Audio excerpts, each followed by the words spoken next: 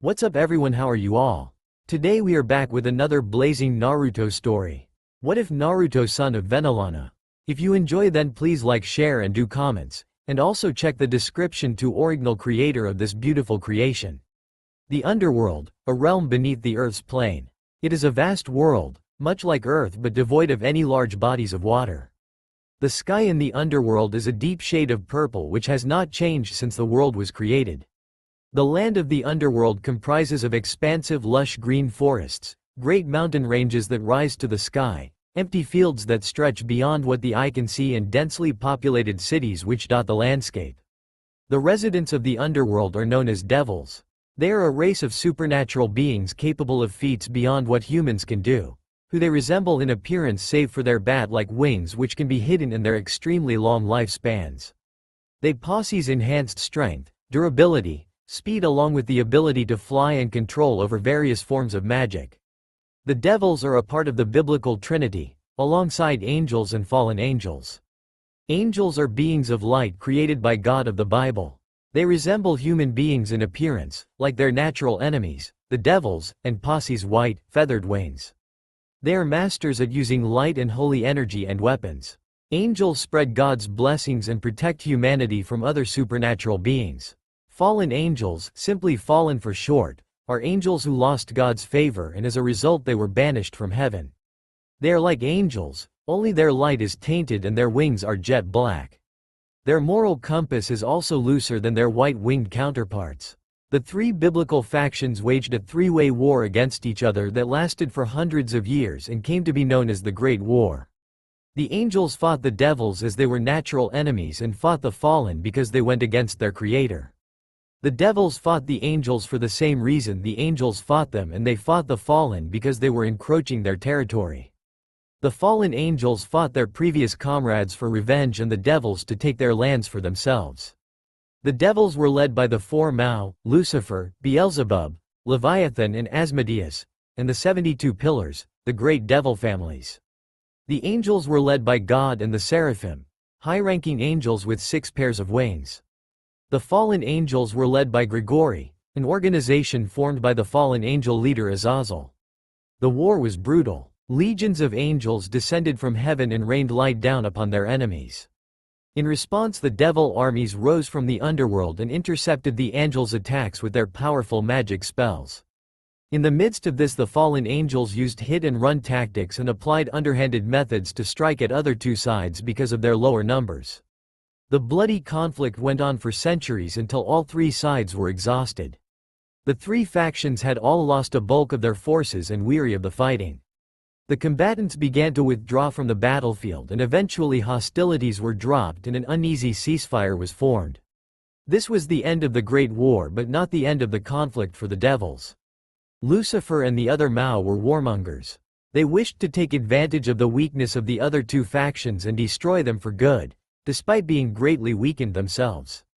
Many devils supported their leaders but a good portion also opposed them. Devilkind was split into two. The pillars had already lost most of their members and were further divided. 34 of the pillar houses and their followers formed the anti-Mao faction and opposed the Mao and the devils that supported them. Civil war erupted in the underworld and the two sides fought for control over the realm. The civil war, while not on the scale of the Great War, had a great impact on the devils and their way of life. The war tested loyalties and friendships. It tore old families and formed new ones. Their methods of fighting were also revamped as devils came up with new ways to kill their brethren. The war came to an end when the Mao were slain and the reigning leadership collapsed. The anti-Mao faction eliminated and drove off the remaining packets of opposition and brought an end to the fighting. A new government was sworn in, led by the new Mao who were the heroes of the Great War and the Civil War, having slew the original Mao. Sirzek's Gremory became Lucifer, Ajuka Astaroth became Beelzebub, Seraphal Citri became Leviathan and Falbium Glacia Labelas became Asmodeus. The four of them discarded their family names and took up their titles. They were the new leaders of the underworld and together they ushered in a new era, one of rapid development and prosperity. Ajuka, best friend of Sirzek's, was an inventor. His inventions had greatly strengthened the anti-Mao faction during the war. The devil population was greatly reduced after fighting 2 wars. The pillars were reduced to 34, the rest having sided with the Mao and were consequently killed or driven off to the far reaches of the underworld, and rest of the population was a fraction of what it used to be. To rectify this issue, Ajuka devised the evil piece system. Evil pieces were items that could convert beings from other races and turn them into devils. They were produced in sets, with each set being modeled after a chess set, pieces from the human game of chess. There were 8 pawns, a pair of knights, bishops and rooks worth 3 pawns for the knights and bishops and 5 pawns for the rook. Then there was the queen, which was worth 9 pawns, and finally the king. The king piece was given to a devil who would then be the literal king of their peerage. It formed a link with the other pieces and gave a king control over their peerage members, should they wish to exert it. The knight piece raised its holder's speed, the bishop raised their magical ability, and the rook raised their strength and durability. The queen piece raised all of these and was therefore classified as the strongest. The pawn piece gave a very minute boost to its holder's parameters, but its main strength lay in promotion, an ability of a pawn. Promotion allowed a pawn to emulate any of the other pieces as long as their body could handle it. The evil pieces system also came with a new form of combat known as raiding games. In raiding games, devils could compete along with their peerages to settle disputes as well as provide a source of entertainment for the residents of the underworld. Ajuka's system was met with favorable approval by his fellow devils, and it became an instant hit. As a means of regulating their distribution, evil pieces were only given to high-class devils and above. Soon devils began forming their peerages and their population began to rise. He was made chief advisor of the technology department due to his intelligence. Sarafal was in charge of foreign affairs. Before the Civil War, the underworld was closed off from the rest of the world and the devils were an isolated race. In fact, the first time they left the underworld was during the Great War. Sarafal went on numerous dignitary visits and worked hard to secure alliances and trade agreements with various factions and races. As a result, many new, modern cultures were introduced to and adopted by the devils along with new goods and technology. Her cheerful deposition also raised her popularity and helped in negotiations because people found it hard to say no to her. Falbium was in charge of the military. It was a post that suited his lazy nature perfectly. After the Civil War, the devils lived in relative peace, so all Falbium had to do was devise training exercises and a criteria for the appointment of new troops and let his generals do the rest. Sirzex was leader of all the devils. He was the strongest, with the only one coming close to him being Ajuka, who had yet to defeat him. He was in charge of taking care of every devil and managing the underworld, a task he took very seriously lest he anger his wife. He was laid back most of the time but could become serious when the situation called for it. His marriage to Graphia Lucifuge was also an important event in devil history. She was previously a member of House Lucifuge, one of the pillars that sided with the original Mao, who had defected to the anti-Mao faction during the war. She had fought side by side with Sirzex through most of it, and the two had become romantically involved at some point. They got married soon after the war and became the greatest power couple in the underworld. Collectively, the Mao also served another purposes. With 2 large-scale conflicts which led to an untold number of deaths and financial loss, the devils had become one of the weakest factions in not only the biblical Trinity but also the world. Any major power could have easily invaded and taken over the underworld. The Mao acted as deterrents for would-be invaders. Having slew the original Mao, they were regarded as more powerful than them and made the other factions weary of them. The 4 Mao were the pride of their families, and together they drove the underworld to an age where there was peace and prosperity and everyone was happy. All except the heir of Clan Gremory, Naruto Gremory. He was born during the Civil War, a time when conflict was rampant among devilkind. His family was happy at his birth, but that happiness soon turned to despair over a single fact. Naruto was weak. All devils gave off an aura of demonic power at birth which allowed their parents to measure their potential. Naruto, heir to one of the pillars, was born with the lowest potential in history. He was born without any demonic power. No one could detect a smidgen of it on his person, to the point that one would think he was a human, except he wasn't. Naruto Gremory was a pure blood devil without any demonic power. His parents and older brother had returned to the front lines soon after his birth, leaving him in the care of the family's servants. Devils were, at their core, beings who respected those with power and spat upon the weak. Naruto's upbringing was harsh as his caretakers saw no need to care for someone who wouldn't amount to anything in their society. They were disappointed and disgusted with the younger brother of Searsex and more often than not thought about ending his life, to remove the stain on the Gremory family's history, but stayed their hand because they were ordered to raise him. And raise him they did. They taught him household chores and made him work along with everyone else. Many often delegated their tasks to him and increased his, already immense, workload. He was punished when he made a mistake and was constantly berated at every turn. But he bore through it. He took every chore, insult and punishment with a smile on his face, hoping to one day gain his family's approval. He had seen them around the manor, but none of them spared him a glance. He believed that by working harder, his family would one day notice him, a belief the other servants encouraged in order to dump more of their work on him. Even after the war, none of his family gave him the time of the day. Searsex was busy with his duties as Lucifer, and Lord and Lady Gremory were busy managing the needs and finances of their house. Even when they were free and together along with Searsex's wife Graphia, they overlooked him and thought of him nothing more than a servant, not a son and member of their family. With each day, the mistreatment from the servants and neglect by his family kept adding up until he couldn't take it anymore and left. Naruto Gremory ran away from home without being spoken to even once by any member of his family. "Mother, father, I'm home," Searsex Lucifer exclaimed jovially as he entered his childhood home. He was a tall, handsome man with shoulder-length crimson hair which also framed his face and bright blue-green eyes. He was being trailed dutifully by his wife and Queen Graphia Lucifuge, a beautiful woman with silver hair and eyes. She was a powerful woman and had earned the title of Strongest Queen. "Searsex, Graphia, it's good to see the two of you. How are you?" Venelana Gremory said by way of greeting. She was a beautiful, light brown-haired woman with violet eyes. Her birth family was the House Bael, one of the remaining pillars, who were known for being able to use the power of destruction, an ability she and her son had inherited. She was the wife of Zeoticus Gremory and was known as the Brunette Madam of Extinction, Brunette Ruined Princess in her younger days, due to her habit of completely annihilating her enemies till not a trace of them was left using her abilities. "Mother." Searsex bounded over to the woman who gave birth to him and gave her a big hug, which she happily returned.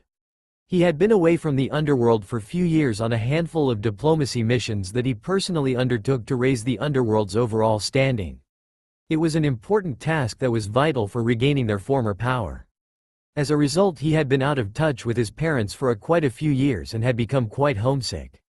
Venelana too was very glad to see her son again. The past few years had been the longest he had been away from her, and she had become quite depressed as years without a single message from her son had passed by. She only got by with the love and support of her husband, who was also feeling the effects of their son's absence but held off his own sorrow to take care of his wife. "I missed you so much," she muttered while embracing her son.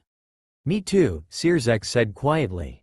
Graphia watched the heartwarming exchange between mother and son with a smile on her face. To her it was a testament to the strong bond between her husband and mother-in-law, a bond she too wished to have one day when she had children of her own. In her eyes, Venelana was the perfect example of good parenting.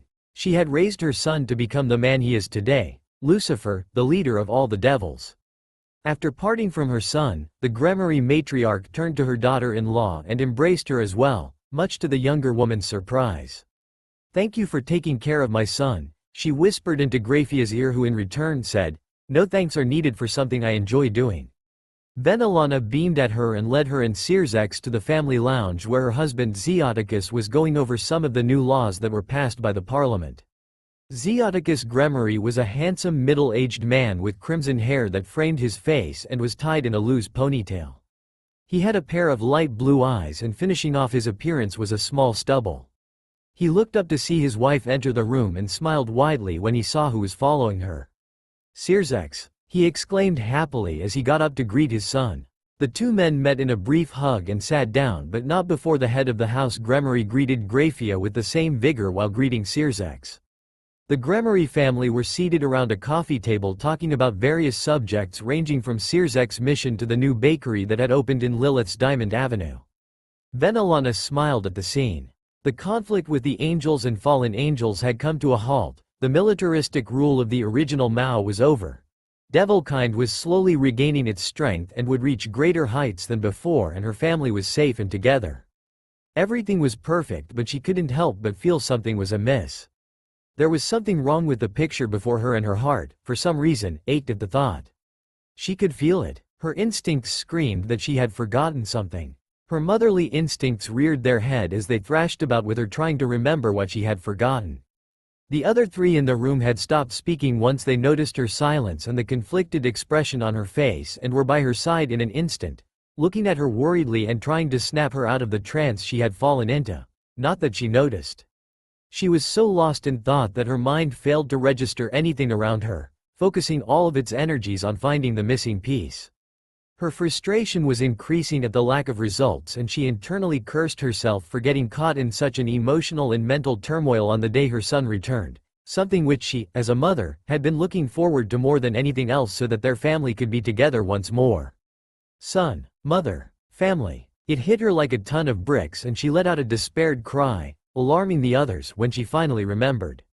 Memories of long ago assaulted her mind as various images of a beautiful newborn baby with crimson hair and bright blue eyes rushed to the forefront. She was inside her room, her family and trusted servants around her as she gently cradled the baby in her arms. Her husband and son were cooing at it, and she was beaming at the way it latched onto their fingers with its tiny hands, its eyes looking at the three of them with curiosity, its face set in a toothless smile.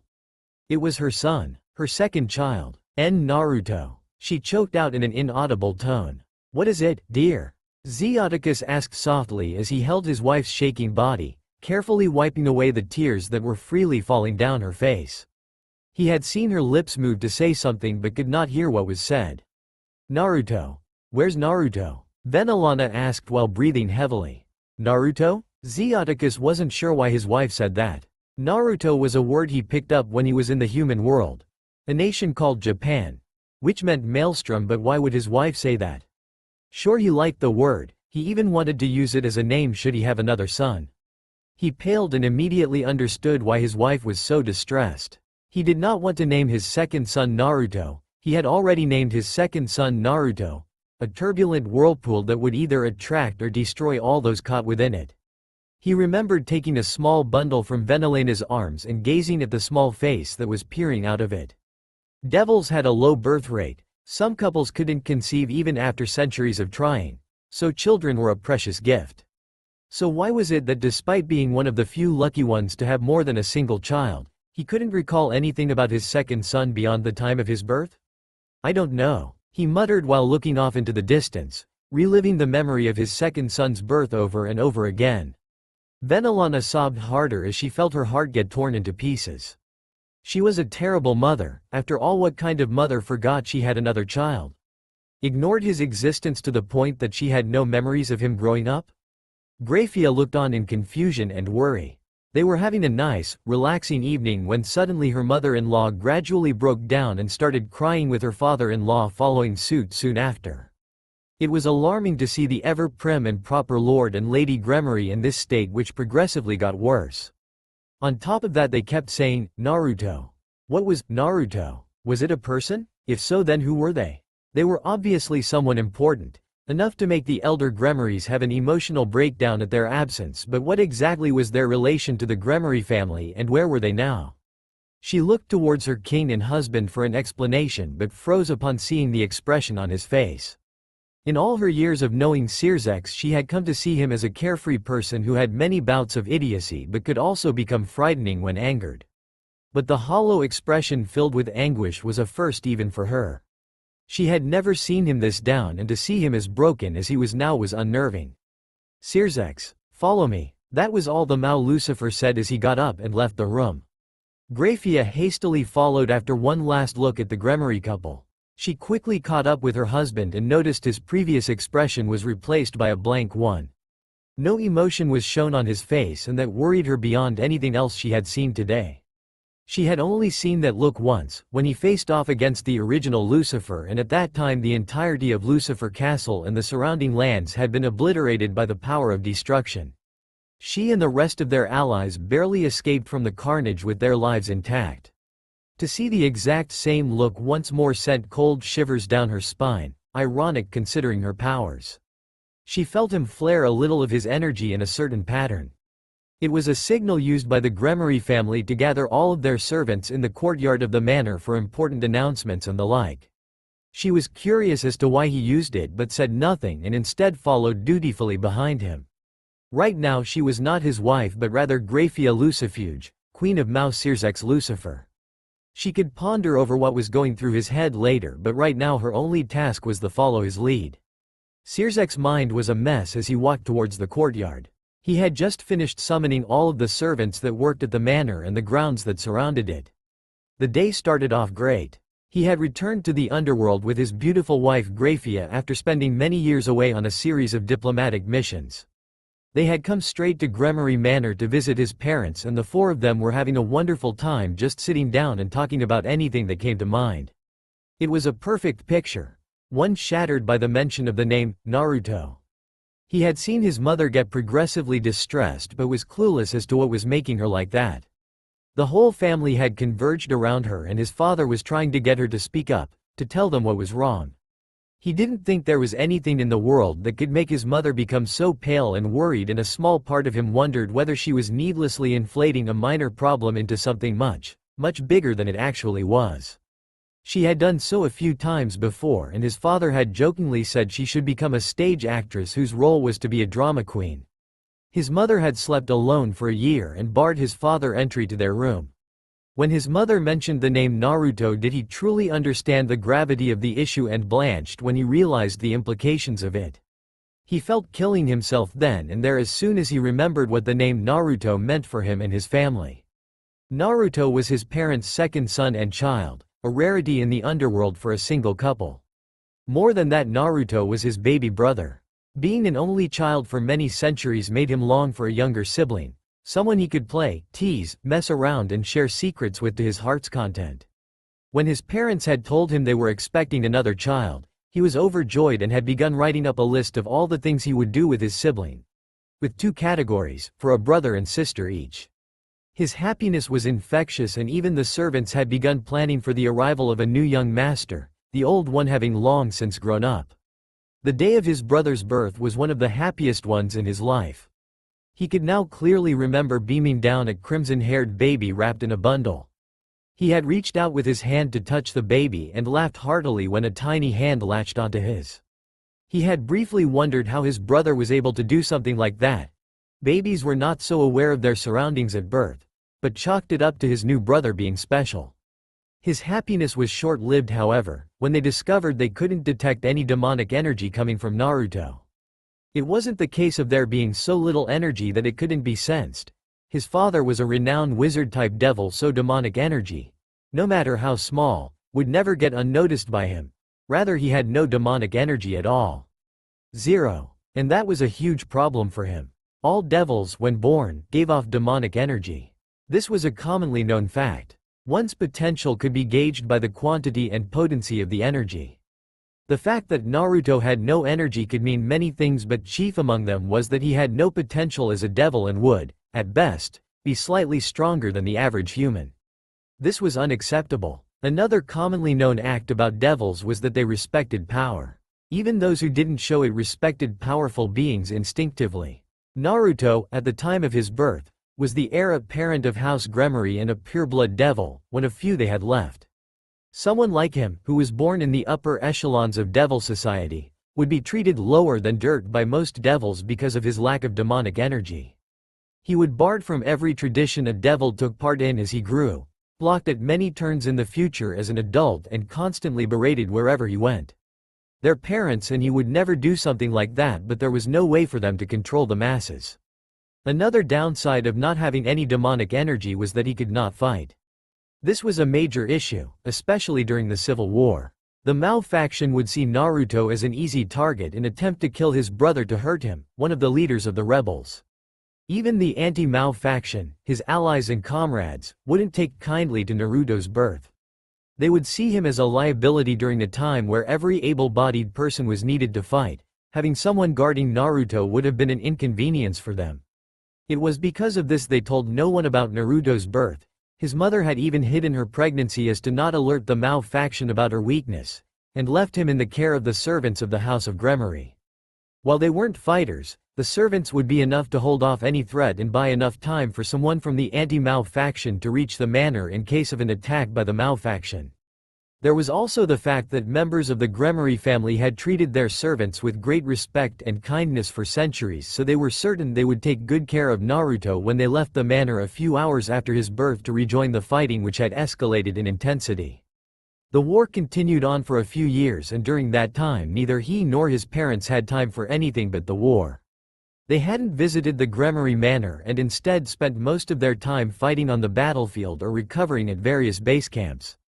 When the war was over, he was made Lucifer and was sworn in as the new leader of the underworld. His workload was dramatically increased and his schedule did not allow time for any breaks. Thankfully he had Graphia by his side to ease his burdens, or else he would have snapped under the pressure of fixing the damage done by the war, taking care of the populace and dealing with external threats who sought to take advantage of their weakened state. His parents too become caught up in managing the various properties under them which had been neglected for so long. All of them got so involved and caught up in their duties that any thoughts they might have had regarding the youngest Gremory simply slipped from their minds. It was this act that caused him to feel an endless amount of shame and self-loathing. How could he forget about Naruto? Sure, he was busy, but couldn't he spare a bit of his time for him? What about when he took time off from his duties and visited his parents? He didn't so much as ask about, much less see, his younger sibling. And why was that? Because he fucking forgot he had one. He was scum, no worse than scum. They called him Lucifer, the strongest devil in the underworld, one of the top 10 beings in the world, savior and pride of devilkind, and the one devil everyone in the underworld looked up to. He felt bile rise up in his throat while thinking about his numerous titles. He was undeserving of them. He was a great leader. Anyone who knew him could say so with confidence, but was he a great person? Apparently not, if the way he simply forgot about his kin was any indication. He wanted to be angry at his parents. Their reactions to Naruto's name was more than enough proof that they too forgot about him. But he'd be a hypocrite for doing so. His mind may be a mess, but it was dead set on one goal: to see Naruto. He wanted to see his brother, to take in his appearance and hear his voice. He couldn't fathom Naruto's reaction upon seeing him. Would he be happy to see him? He didn't think so. If anything, his brother would be angry at him and their parents, an anger well justified. He would make it up to him though. Even if it took centuries, he would earn his brother's forgiveness and start anew, but none of that could happen until he met him. If Naruto had demonic energy, he could have simply spread his senses and search for it, but he couldn't do that because his brother possessed none of the energy that devils used. Which meant he had to physically look for him, but the manor was large and his brother could be anywhere in it, so it would take a long time to find him, something he didn't have the patience for. Which is why he was gathering the family's servants to ask them the whereabouts of his brother. They were the ones who were tasked with raising him, so they would know where he was. The courtyard of the Gremory Manor was a large open area with a stone path running through the center and beautiful gardens on either side of it. There was a circular platform directly in the middle, and it was here that the servants of the Gremory family were gathered. There were around 40 servants of various ages, ranging from teenagers to adults. Despite looking around the same age, many of them had served the family for centuries and none of them was relatively new. All of them had been hired or taken in before the Civil War, so they had the family's confidence due to years of loyal service. The servants were currently standing on the platform in confusion. They had been summoned by their master. While this was nothing out of the ordinary, the fact that Sirzex was the one who put forth the summons came as a surprise to them. Sirzex never summoned them like this, not even when he was still the Gremory heir. Their confusion turned into trepidation and fear when they saw Sirzex walking down the path to the platform with a blank expression on his face. It was not the expression itself which made them afraid, but rather the crushing weight of his presence when he wore it. It was like having an entire mountain placed on your head while being held up, knees unable to buckle to bring it down to flatten you and end the pain. They were rooted in their places, and no matter how much they wished to get away from the Mao, they were unable to do so, for their minds could not focus on anything but the Mao. Sirzex saw the effect of his power over the servants and reeled it in, causing the servants to breathe in a sigh of relief but still be on guard when they saw him frowning. He had not only reeled in his power but also put a tighter lid on his emotions, turning his blank face to a frowning one. He wanted to know where his brother was, so having the servants too afraid to make a single movement would be counterproductive. Wanting to know his brother's location fast and let the servants return to their duties, he said, "I have called you all today to ask a single question, one that I want answered. Where is my brother?" He felt Grafia stiffen behind and stare at him intensely. He inwardly sighed at having to explain everything to his wife later and was slightly hesitant over her reaction. She would no doubt be angry with him and might even punish him like she does when he would try to slack off from his duties as a Mao. It was a scary thought, but he could focus on that matter later, after having seen his brother.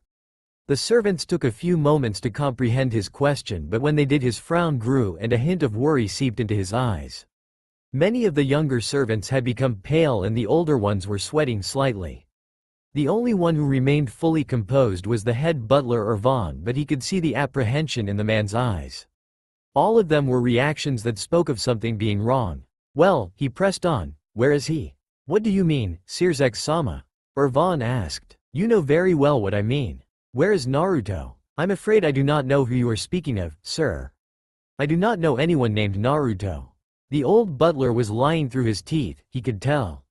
He sounded very convincing, and Sirzek would have bought it when he was younger, but having fought in 2 major wars and dealt with various politicians during his reign as Mao allowed him to see through all sorts of deceit. That and the fact that he clearly remembered having a brother named Naruto and Irvan being there when he was born made it obvious that the head butler was lying. "Do not lie to me, Irvan. Where is Naruto?" "Like I said, sir, I do not know anyone named Naruto. Though there was a useless piece of trash here a few years ago that was a shame upon the Gremory name.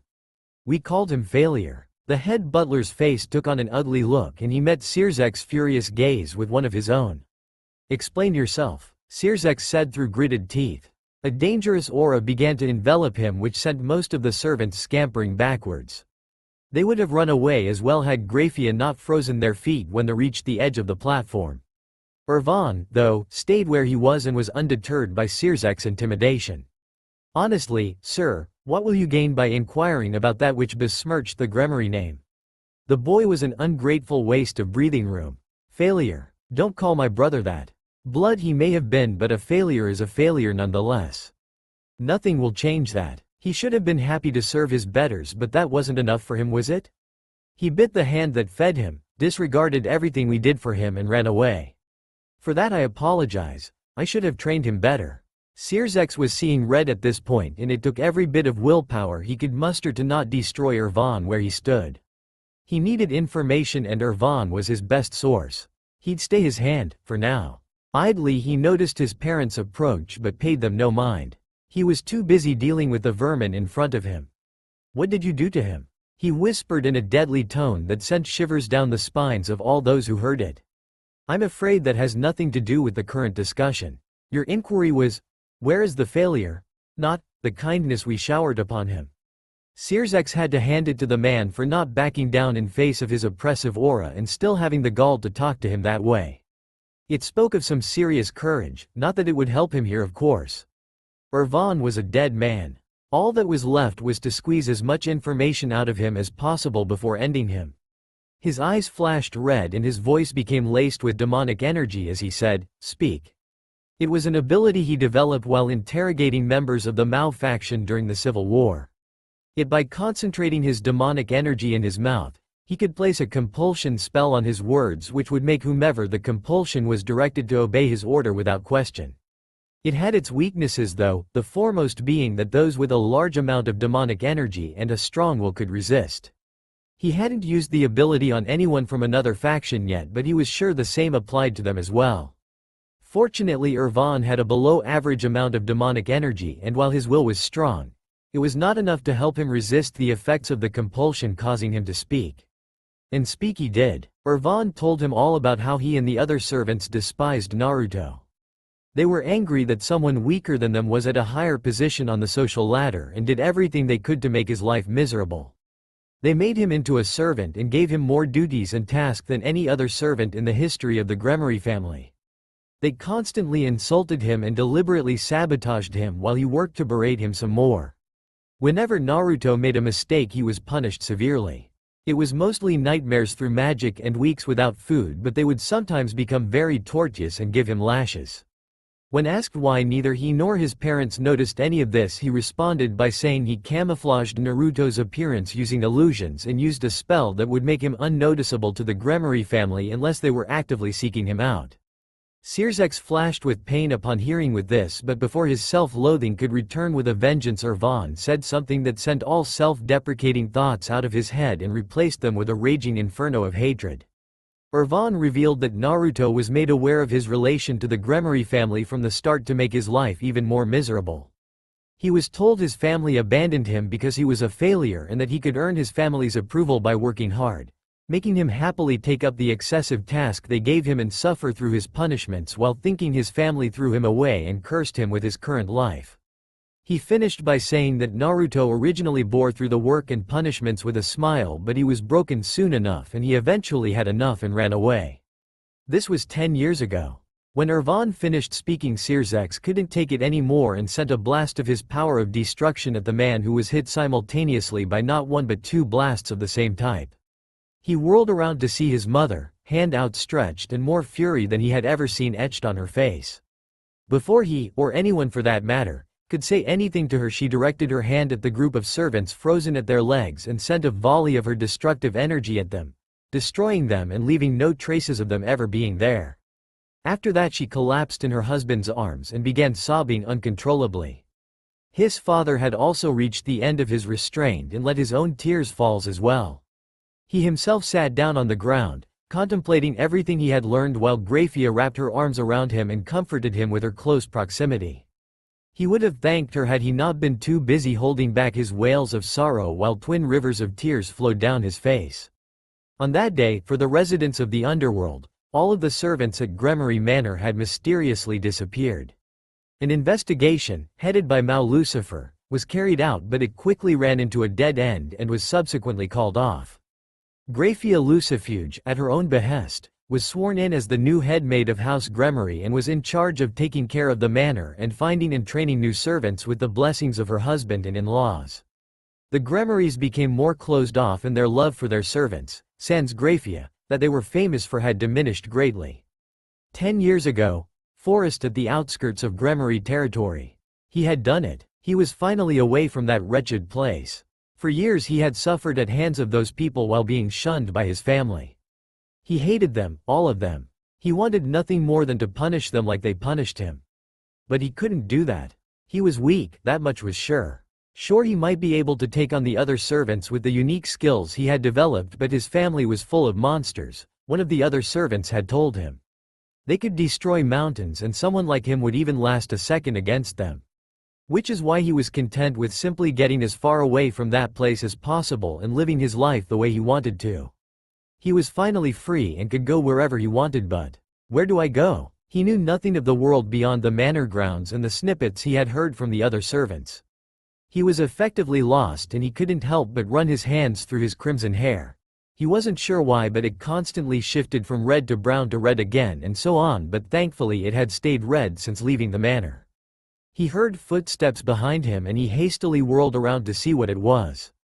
He was afraid it might be one of the servants who had come to take him back, but his fear was unfounded when he saw what, or rather who was standing behind him. It was a little girl with black hair and pointed ears. She was wearing what seemed to be black dress shirt without the front part and white trousers. There were straps of cloth covering her front body, but despite that it was still mostly bare. Her eyes were gray and they were currently dull, showing no emotion like the rest of her face. He didn't know who she was but could tell she was powerful. He could feel it, but even then she didn't seem or feel threatening. "Hello," he said while waving at her. He didn't know her, but maybe she could tell him where he was and where should he go. She tilted her head slightly as she looked at him, dull gray eyes staring into bright blue. His eyes had dulled over the years and had just recently regained their former shine. She lifted up her hand and also waved at him, and he smiled, thinking that meant he could talk to her, but before he could take a step towards her, a purple glow appeared underneath him. He looked down, see a dark opening, and his eyes widened as he fell through it. He landed on his back as soon as he fell through the weird opening, and his eyes widened further when he saw his surroundings. The first thing he noticed was the sky. It had been purple for as long he could remember, but now it was suddenly blue. He then took note of the ground underneath him. It was soft and yellow. It wasn't like anything he had ever seen before, and when he touched it, it felt like touching salt. Another major feature was the large pool of water nearby. It was full of water for as far as his eyes could see. He was standing in a forest before, and now he was in some strange place after seeing that little girl. He had a hunch she had something to do with this. It was a gut feeling. Finding himself in a new location, still as lost and clueless as he was before, all Naruto could say was, "Where am I, Datbayo? I don't know how long it's been since I fell to this weird place." The sky's blue with fluffy, white stuff floating in it. There's a gigantic pool of water that stretches far beyond what I can see. The ground's soft and hard at the same time, not to mention whitish yellow. And further back there are trees that are greener than anything I've seen. It's so colorful, not like anything I've seen in the underworld, though. I've never really gone beyond the manor grounds before I escaped, so I can't be sure whether a place like this exists in the underworld or not. Despite looking good, there's one huge problem about this place: the ball of light in the sky. Whenever it's out, the sky and water are blue and everything's bright, but I feel really weak, so much that I can't even move properly. I overheard that the holy energy angels use has the same effect on devils. Is that it? Is the ball of light in the sky something angels made to weaken devils? Thankfully, it disappears after a certain amount of time and everything becomes dark. Small dots appear in the black sky along with some kind of white orb. The thing about the orb is that it continuously changes. It grows from small to big, disappears and then reappears and grows again. Another thing is that during this time, when the ball of light isn't in the sky, I feel stronger and have more energy. Like when I was in the underworld. Aside from the sky, the rest of the place is weird as well. The water's salty. The food I find in the forest looks and tastes different from what you can find in the underworld. The insects are also different, though just as annoying as before. And there are creatures I've never seen before everywhere. Even though this place is different from what I'm used to, I like it here way more than the underworld. There's no family that ignores me and no servants that make my life hard and punish me for every little thing. No, I shouldn't think about that. Thinking about it will only bring up bad memories. Instead, I'll try to make the best of the situation I'm in. I already made a shelter of sticks and giant leaves and learned how to start up a fire using wood. I can find strange fruit in the forest for food, though sometimes I kill one of the creatures or animals for meat which I cook on the fire. I already know how to skin animals from the underworld, so all I needed was a sharp tool. I found a knife while exploring the forest one day and used that. All in all, life was pretty good. What the hell? Gabriel was not having a good day. In fact, none of her days since the start of the Great War were good in any sense of the word. The Great War, fought between the biblical factions, was the toughest time of her long life. Not only did she have to fight her former brothers and sisters who fell, she also lost her father, God of the Bible. So devastated was she by his passing that she didn't even attend the signing of the peace treaty between the three factions after the Devil's Civil War because she was still grieving the loss of her father, some tens of years after the conclusion of the Great War. She heaved a sigh as she moved a few stray strands of her golden blonde hair off her eyes. Her body was exhausted from all the traveling she was constantly doing between heaven and the Vatican. After God's death, her brother Michael had taken control over heaven's workings. He was the current, senior-most archangel as well as the strongest, but even he could not effectively handle the great task of running heaven and providing for and protecting the humans on earth. Heaven had been severely weakened, and if any of the other factions caught wind of this, then they would not hesitate to strike the angels down while they were still weak and expand their influence in the human world. To create an image of power and deter the other factions, Gabriel was made the sole envoy for all direct communications between heaven and the human world. Before the Great War, her primary role had been that of a messenger. Michael turned this into her sole duty. By frequently visiting the human world, she assured the Christians that heaven was still strong and strengthened their belief. Her visits also served a secondary purpose of looking out for any supernatural activity that threatened Christianity and humans and drive off any would-be invaders. As an archangel and seraph, she was effectively heaven's second-in-command after Michael, and her power rivaled deities of some pantheons. She carried out her duty with utmost diligence, but sometimes it wore her down, like now. It was very tiring this time. The Pope refused to listen to reason. Honestly, repairing Excalibur? We no longer have the means to do so. The best we can do is make new swords out of the leftover fragments. She laid down on her bed to rest her tired body. She had to report to Michael later, but for now, she was going to enjoy a well-earned break. Good gaw. Her eyes snapped open upon hearing the loud shout. To her, it sounded like someone saying her glorious father's name, but the manner in which was said was baffling. People do not get hurt by speaking his name. Prayer hurts devils, but the name harms no one. And why did she even hear it? All prayers went to Michael now. Is heaven's system acting up again? Brother sure does have a hard time managing it. This is no time for rest then. I must go and assist him in any way I can. Poor Gabriel never got her rest and won't get it for some time to come. For some reason, every time I say the word God, whether through my mouth or in my head, I get a massive headache and my whole body hurts. I try to say, or think, of it as little as I can, but sometimes I slip and have to go through a lot of pain. It's happened quite a number of times now, to the point that I've started developing a slight resistance to the pain.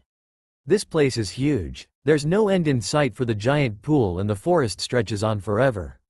I explore every day but never go too far from my starting location in case the portal opens up again or the little girl appears.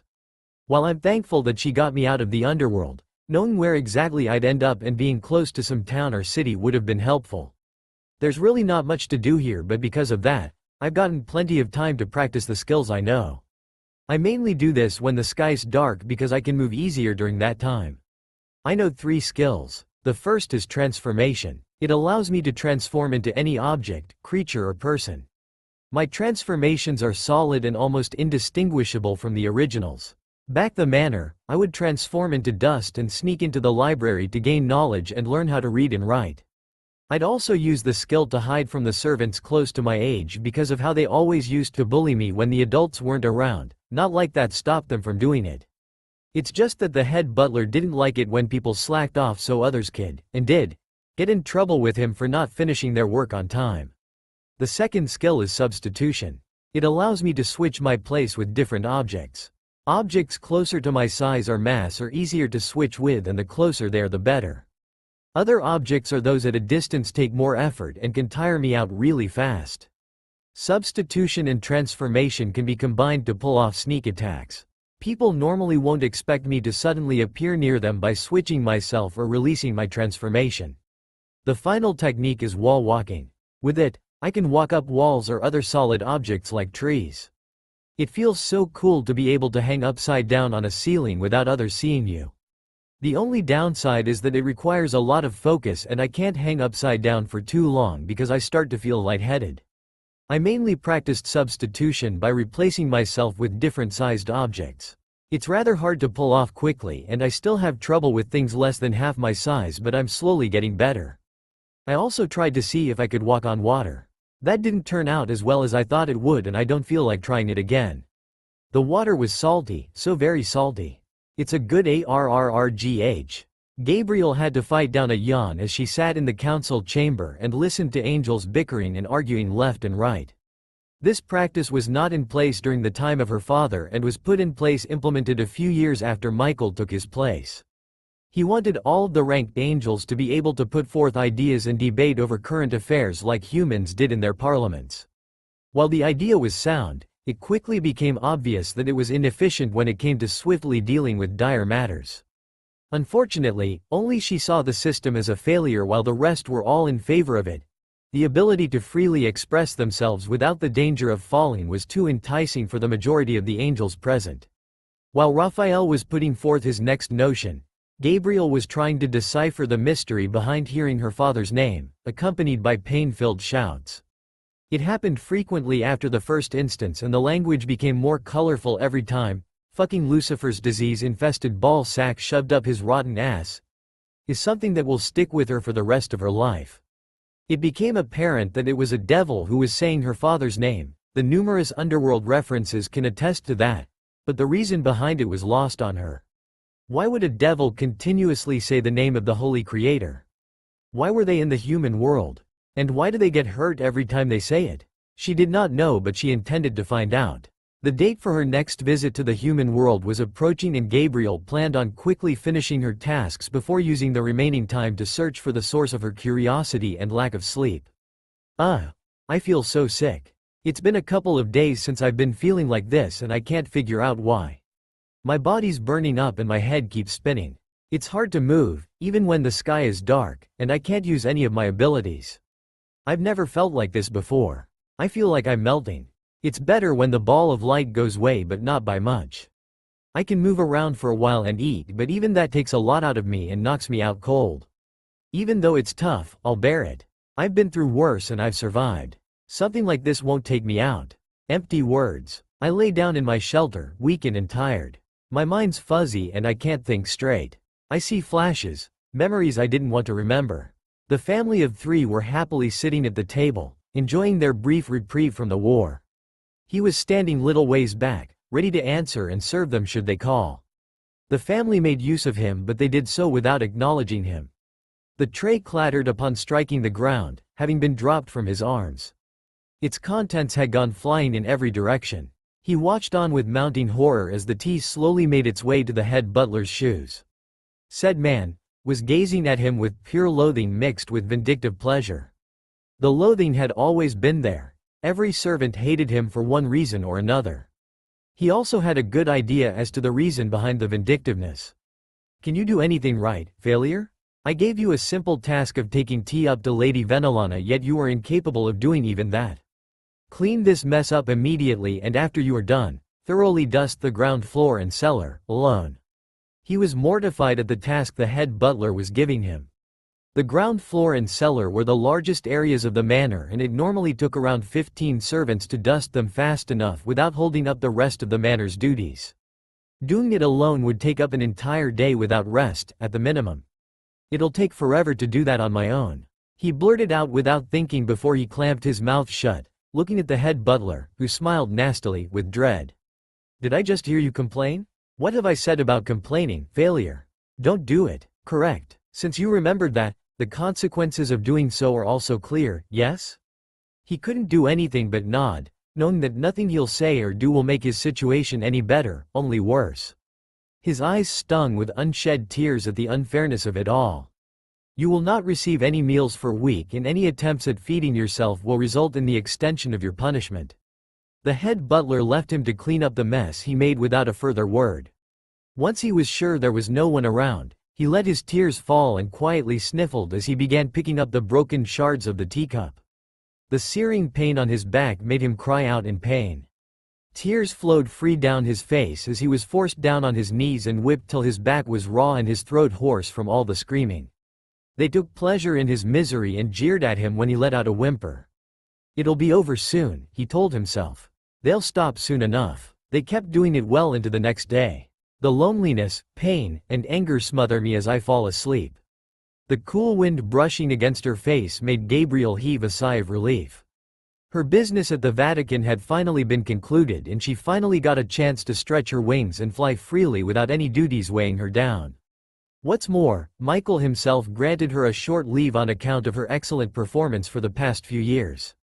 Gabriel still found it amusing how Michael told her about her small vacation. She had simply been passing by his office when he called out to her, told her she could have a week of rest after her next visit to the human world, and promptly resumed his duties. She didn't even get a chance to say anything before she was dismissed. Still, her break, the first in many millennia as far as she could remember, couldn't have come at a better time. She planned on searching the human world for the devil who was repeatedly saying her father's name. Although it wasn't said as much as before, she could still hear it from time to time, as well as the shouting and cursing. While it was difficult to pinpoint the exact location, Gabriel devised a far easier solution than blindly searching for it. She would fly high in the sky, hidden from prying eyes through magic and the clouds, and wait for the voice to sound.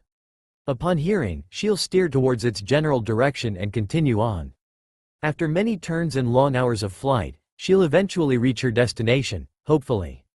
My body can't move. I can't feel a thing besides pain. When was the last time I ate? Even though my mind tells me it was a few days ago, it feels like it's been forever. The only time I'm awake is when it's dark. When it isn't, it hurts so much that I black out. So this is it, huh? This is how I die. I didn't even get to do anything. I wanted to experience new things and live my life the way I wanted to. For the last few days, I've been doing something that no devil should do and hasn't done. I prayed to God. It hurts so much to do it. A part of me breaks every time I do it. But what choice do I have? If anyone can save me, it's him. God hates devils and I don't like him either. That's gotta count for something, right? I also tried calling for the little girl that sent me here. When I did, though, it looked like something was coming but was stopped. So no help from there, huh? I'm also seeing things. I see an image of something white going in many directions. Whenever I see it I start feeling safe. I think I'm going mad in my last moments. Please, God, help me. I've been doing it for so long so I might as well keep doing it till I die. Gabriel was becoming anxious. She had been searching non-stop for the past 5 days and was finally nearing her destination. The number of turns she had to take decreased as the days went on and so did the time between them. She could have cut down her time significantly, by 4 days at least, if she flew faster, but she was suppressing her energy as best as she could while still maintaining a respectable, by supernatural standards, speed. All of her efforts would have been for naught if Michael sensed her using more energy than what was typically expected by one to use during their vacation to the human world. Her long search would come to an end soon enough, but the anxiety that gnawed at her heart was increasing. At first, the devil only said her father's name, followed by a lot of cursing. But now, however, he was praying. She could hear him pleading for help, begging for someone to save him. It broke her heart to hear the exhausted tone of his voice. The rather boisterous voice was reduced to the voice of someone on their deathbed. Please, God, help me. Something was wrong, oh so very wrong, and she intended to swiftly find out what and help the devil know, the child who was praying for salvation. Naruto was breathing harshly as he lay prone on the cool sand. The night was the only time when his pain was eased somewhat and he could form coherent thoughts, though he didn't think much now. He simply lay still, waiting for the inevitable.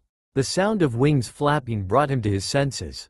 He couldn't see where it was coming from, nor would he get the chance to. His intense pain, unlike anything he felt before, coursed through his body, making him cry out before succumbing to the darkness that was rapidly filling his vision. Gabriel heard the young devil's cry of anguish and quickly descended onto the beach, where she saw a figure laying still. She rushed to it, and the first thing she noticed was that figure was a young, seemingly teenage, boy with crimson hair. His skin was pale and the only sign that he was alive was slight movement of his chest, which indicated that he was breathing. His face was contorted into an expression of pain. She wasted no time in getting beside him and quickly began checking him over to find the cause of his pain. His body flinched whenever she touched it, and she figured doing it slowly would cause less pain, but she didn't have the time to be gentle. He was dying and would soon be dead if she didn't do anything. She quickly deduced that the issue was internal rather than external. Her diagnostic spell informed her of numerous scars littering his back, but they weren't the source of his pain, so she ignored them and began channeling her energy inwards. This is holy energy poisoning? Was he attacked by one of my brethren? Or the fallen? No, he has no recent wounds. The scars on his back aren't fresh and his current situation began a week ago. She saw that the teen's condition was worsening while she was using her energy, so she immediately suppressed all of it to not deteriorate his condition any further. I should take care not to use any more holy energy. He seems very weak to it. But why? While devils are weak to our energy, I was using so little of it that his demonic energy should have easily countered the effects. Unless, she touched his test and concentrated. A few seconds later her eyes snapped open in shock as she gazed at the young teenager. He has no demonic energy? How is that possible? I'll have to think on it later, but for now. She removed her hand from his chest and placed it on his forehead, making sure to move his bangs out of the way so that it was clear. She took a deep breath and carefully began to absorb the holy energy that was inside his body. Normally, devils can't retain holy energy as their bodies actively try to fight it. When the holy energy overpowers their demonic energy, it causes a backlash which causes them excruciating pain.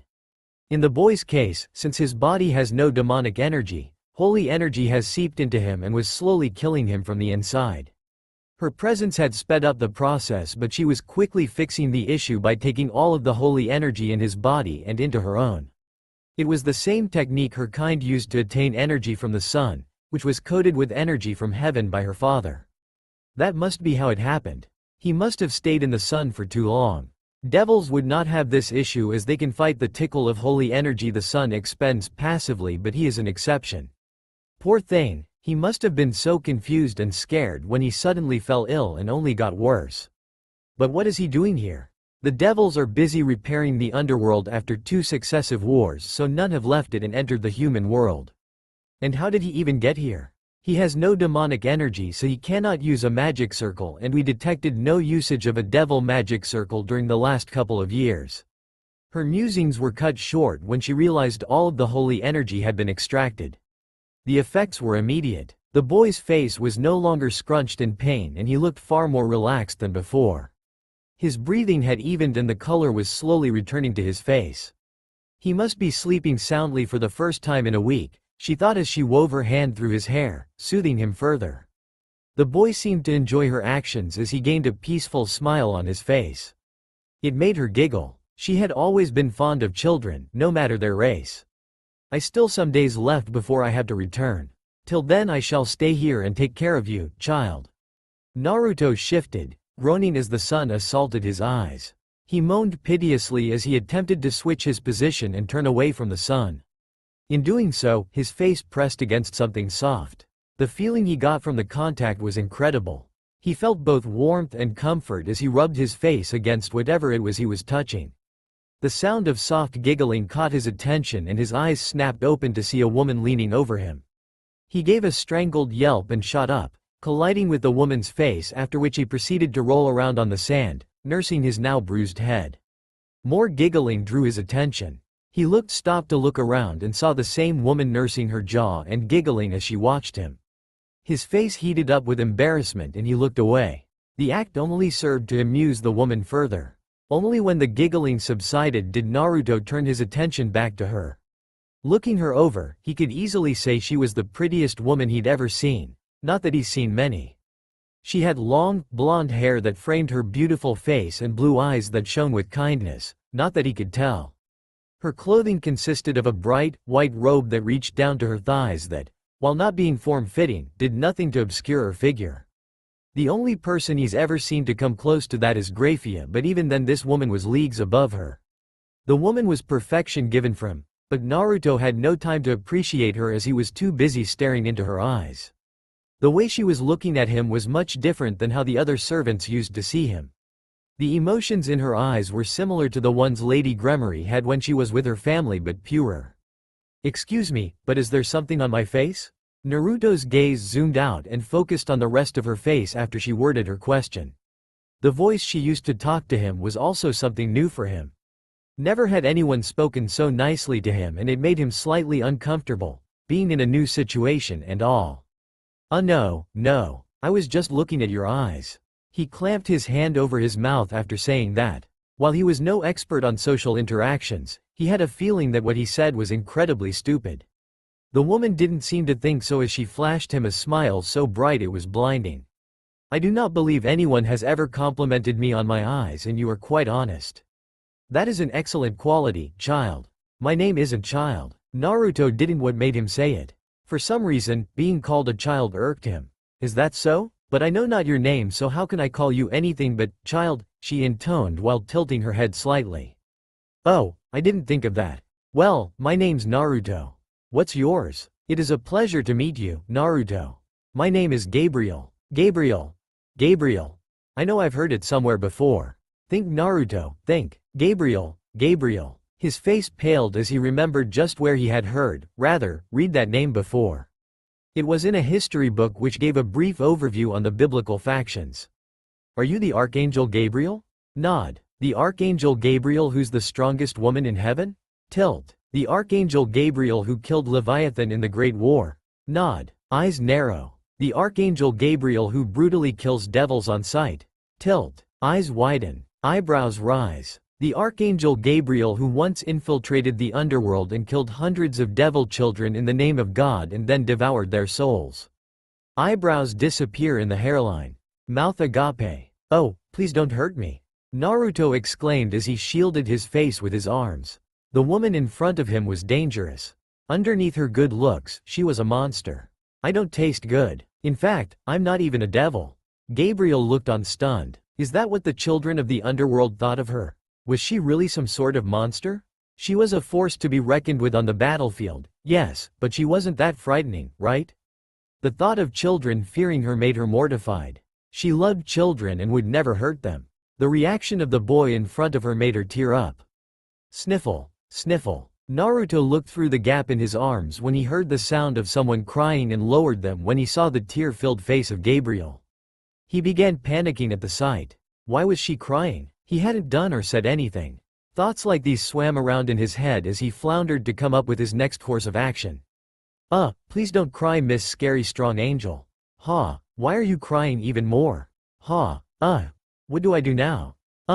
Please don't cry, Miss Not Scary but Still Strong Angel? Sniffle, sniffle. Okay, that's good. Next, please don't cry, Miss Angel. Sniffle. You're still going at it? Then, please stop crying, Miss Gabriel? Alright, you stopped. Sniffle. God damn it, I apologize for my poor conduct. Gabriel took some time to calm down and was now apologizing with a sheepish expression on her face. Naruto, for his part, was grumbling over how long it took to get the angel to stop crying. The sun weakened him enough as it is, so he was exhausted after dealing with her. I already have trouble moving. Wait. I can move, and I'm not sick anymore. How'd that happen? He eyed Gabriel warily. He was sure she had something to do with it. The two of them were the only ones around, so if anyone helped him then it had to have been her. Hold on. I was praying for someone to help me and she came along. That means God listened. Did the big guy in the sky send you? He asked her excitedly. Gabriel thought about his question for a moment. The big guy in the sky was no doubt her father. The boy thought God had sent her and he was right to think so. He had been praying to him for some time now, and now that she, an angel, had come to help him, he would think of it as God's way of aiding him. Too bad God was dead, not that she'd tell him that. Why do you think so? Gabriel wanted to know why he, a devil, had prayed to the Holy Father and why he was out here. So she decided on questioning him slowly and gradually obtaining the information she wanted. Because I prayed, duh. I begged for someone to help me and you came. You were the one who helped me, right?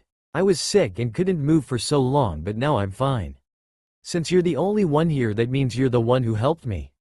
And the only way you'd help me is if God Naruto's rapid speech came to an abrupt halt upon mentioning the biblical God's name. Gabriel was by his side in an instant, holding him up and absorbing the holy energy inside of him.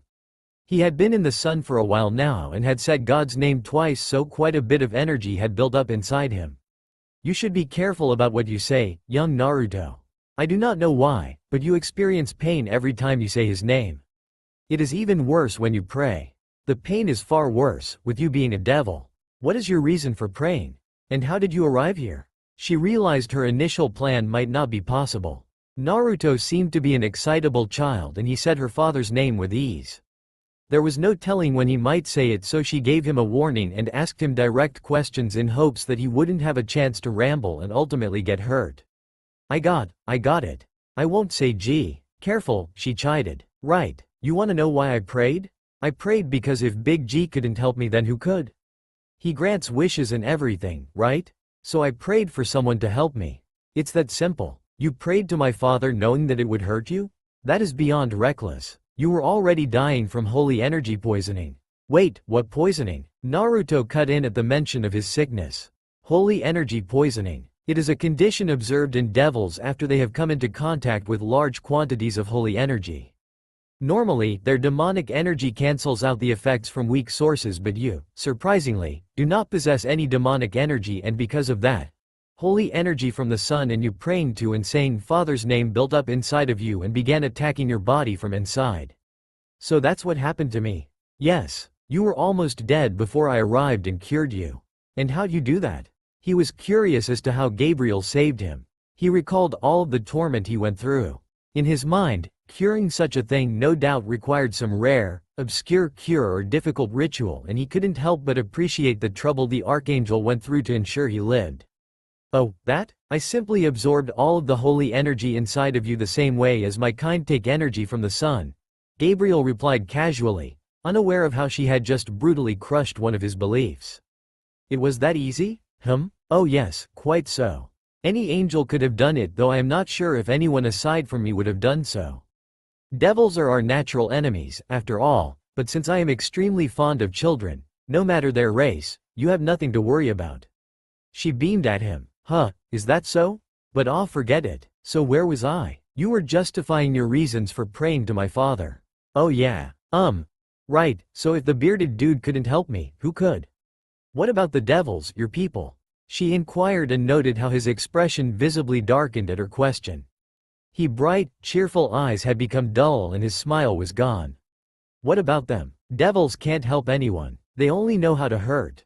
His experiences while living in the underworld had not endeared him to his own kind. Instead, they had made him despise the devil race. I believe you are being too harsh. Surely you understand that a label cannot be applied to an entire race due to the actions of a select few? I know of quite a few devils that are good. She honestly thought Naruto was being unfair.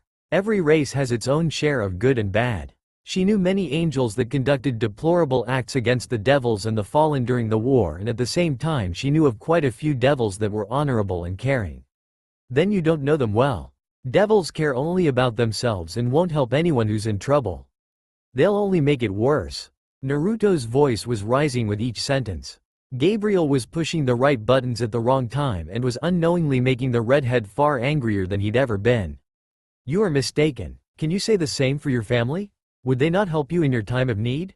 Family is a stupid thing that shouldn't exist, he cut in harshly. How can you say that? Family is a wonderful thing and is the ultimate source of comfort and protection. Too bad I don't have a family. If I did, then maybe I'd agree with you. He roared, finally losing any semblance of control he had over his emotions. The angel had made him angry by, in his eyes, trying to justify the horrible things devils did to him. Gabriel gasped and covered her mouth with her hands as tears stung her eyes. Oh dear, did they pass away? I'm sorry for bringing up such a sore topic then, she earnestly apologized to him. If the young child's family was gone, then his view was more understandable. In that case, he was most likely sent to an orphanage. Unfortunately, it is rather common for children to be mistreated at them, either by the staff or other orphans. Or was it the streets, where no one cared for him? Why must it always be the children that suffer the most? They are to be treasured and treated with kindness.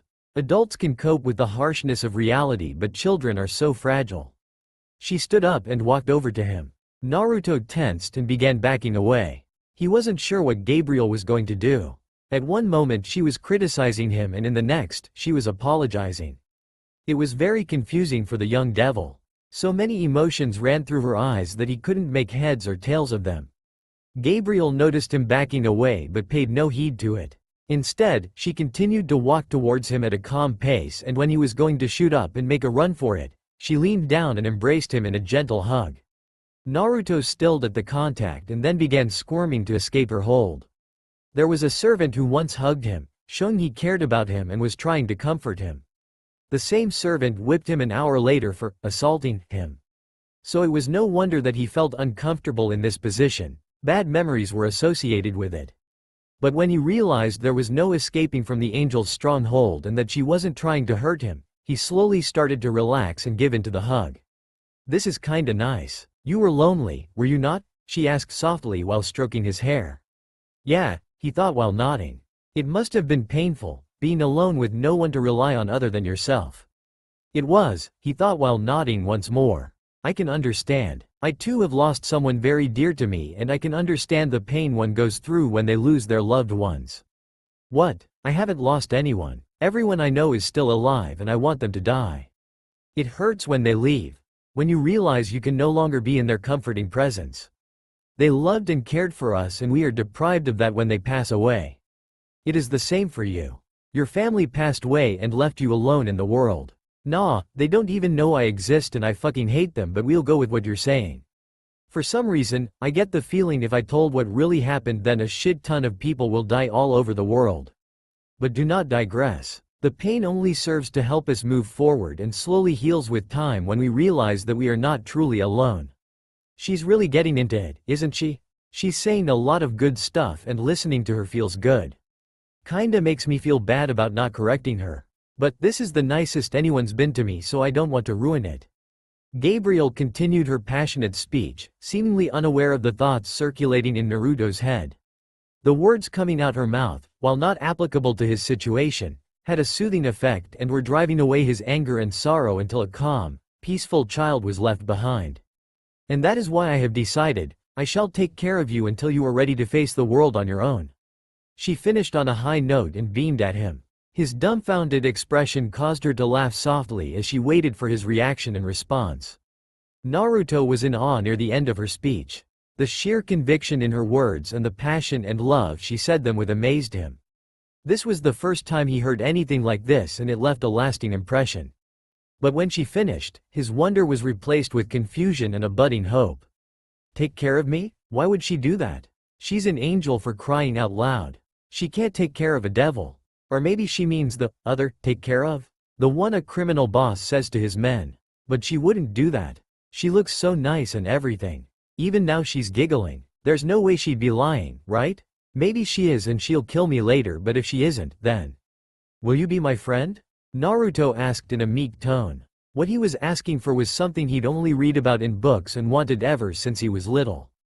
A friend. Someone to play and laugh with, a person who you can count on to have your back no matter what. For a child who was disillusioned by the notion of a family when he was ignored by his own and was tortured by the same family's servant, a friend was something he always wanted and one day dreamt of having. Gabriel smiled at the shy, expectant look on his face. While most would call her an airhead, with good reason, she was very perceptive.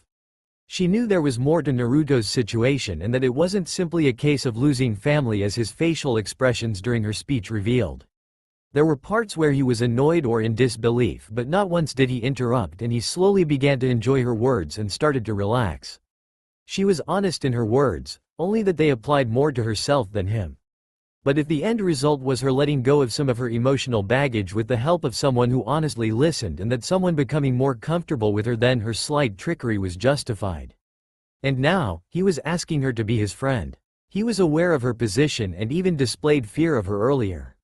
He knew of the relationship between their races and how easily she could kill him. Despite all of his misgivings, his desire for companionship won out and he reached out to her.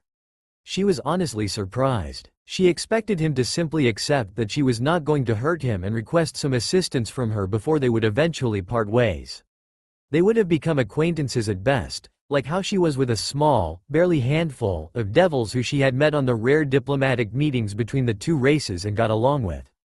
She never had a friend before, so the request to become friends was very new and slightly daunting to her. But seeing his hopeful eyes and the cute, shy expression on his face was enough for her to come to a decision. I would love to be your friend, Naruto. The bright smile he gave upon hearing her answer put the sun to shame. A bath? Yes. What for? You have not cleaned yourself for over a week and now emit a repulsive odor. Due to this, it is in your best interest to wash thoroughly so that you may be clean once more. I don't really get what you just said, but all I have to do is take a bath, right? It had been some time since Gabriel had agreed to become Naruto's friend. The young redhead became so ecstatic when she said yes that he hugged her and tried to lift her up but was unable to do so. After he released her, a sheepish Gabriel explained that he was too weak to lift her up. When Naruto said she simply weighed too much, Gabriel started sulking and muttered, "Not her fault she was made this way." Over and over again. They talked for a bit afterward when Gabriel suddenly declared he was desperately in need of a bath. That, or, if you prefer, I can use a cleansing spell on you to clear off all of the filth that clings to you. That's so cool. Can the spell also clean clothes, furniture, glass, and stone? Of course. All angels, as well as our garments and heaven itself, all have this spell permanently cast on us by our Father so that we may remain pure and clean at all times. It was far better than washing oneself with water, though it is not as relaxing or satisfying. That's awesome. I wish I knew a handy spell like that. So, can you use it on me? I don't feel like going into the cold water. It will be my pleasure. Gabriel gathered some holy energy in her right palm and compressed it into a ball. During that time Naruto was heavily sweating and felt his strength leave him. Suddenly this doesn't seem like a good idea. Gabriel, street, purifico. The ball of light raced towards him and engulfed him in a shroud of holy energy. Naruto didn't even have time to scream out in pain before he, fortunately, blacked out. How is it, Naruto? Do you feel clean? Gabriel asked when the light faded away. Instead of seeing a clean Naruto standing in front of her, looking at himself in awe before thanking her, she saw a clean Naruto passed out on the sand, groaning in pain. Hey, what just happened? Naruto? Naruto. Archangel Michael was having a wonderful day. He had tackled most of his work for the day. The forces of heaven were recovering their strength at an excellent rate. He hadn't received any reports of major distress in the human world, and Gabriel was nowhere to be found. Indeed, the new leader of heaven had a beautiful day. I see someone's in a good mood. Michael looked up to see his brother Raphael enter his office. The physical features of the two, aside from their height, were very different. Raphael had long, silver hair in contrast to Michael's golden locks, and his physique was far more rugged and muscular than Michael's almost feminine body. His golden eyes filled with amusement were locked with Michael's own. Brother, how nice of you to join me. Are you done with your duties for the day? Yep, I got everything done a little while ago and had some time on my hands, so I decided to come see Heaven's Queen. Will you ever let that go? Michael asked in a tired tone. Will you drop that ridiculous appearance and assume your true form? No? Well, too bad. I'm going to keep calling you Queen until you do. You know better than anyone as to why I have to take on this form. My powers are too volatile at the moment, and my true form would magnify the issue further. They'll learn to control it, damn it. Do you know how many of our brethren fell because you forewent your true appearance and became a walking doll? It's wrong, man, it's wrong. I am surprised you still have not fallen, with that crass tongue and obscene thoughts of yours, Michael deadpanned. Meh, Dad made me more awesome than the rest of you. So back to my original question, what's gotten you so happy today? Wait, don't tell me. You finally found a way for us to get laid without plummeting to the brothel Azazel's got going down there. Michael had to pinch his nose at his brother's words. Raphael had always been the most liberal out of all the angels. He could get away with saying and doing many things that would have caused many others to fall from grace. No, most definitely no. In fact, even if I did, I assure you would be the last person to know, if ever. No, what I am happy about is Heaven's current position and the tranquility we are currently enjoying. Oh yeah, Gab's not here. That was my first guess, you know. The area's quiet, there's nothing on fire, no one's dismembered, fewer angels have fallen, and it's peaceful all around. Indeed, let us enjoy it while it lasts. I am terribly sorry. Gabriel was cradling Naruto's head in her lap and apologizing to him as tears flowed freely from her eyes. Naruto blearily looked at her, teardrops striking his face, and tried to come up with something that would get her to stop crying. It's fine, Gabriel. It wasn't your fault, so stop crying, okay? No, how can you say that? Because of my negligence, you could have died. Ah, it didn't work, then. But I'm not dead. I'm right here, in your lap, talking to you. Everything's fine, see? But, time to go in for the kill. Gabriel, I forgive you. Wah? That should do it. It's been a while since I've had to calm a distressed woman. Huh? Where'd that come from? Herc, you, forgive me? After what I did? Oh, Naruto. You are so precious. While Naruto was striving off an intense headache, Gabriel piled another problem on his plate by hugging him tightly with his face buried in her bosom, which made him start choking. Gah, Bree.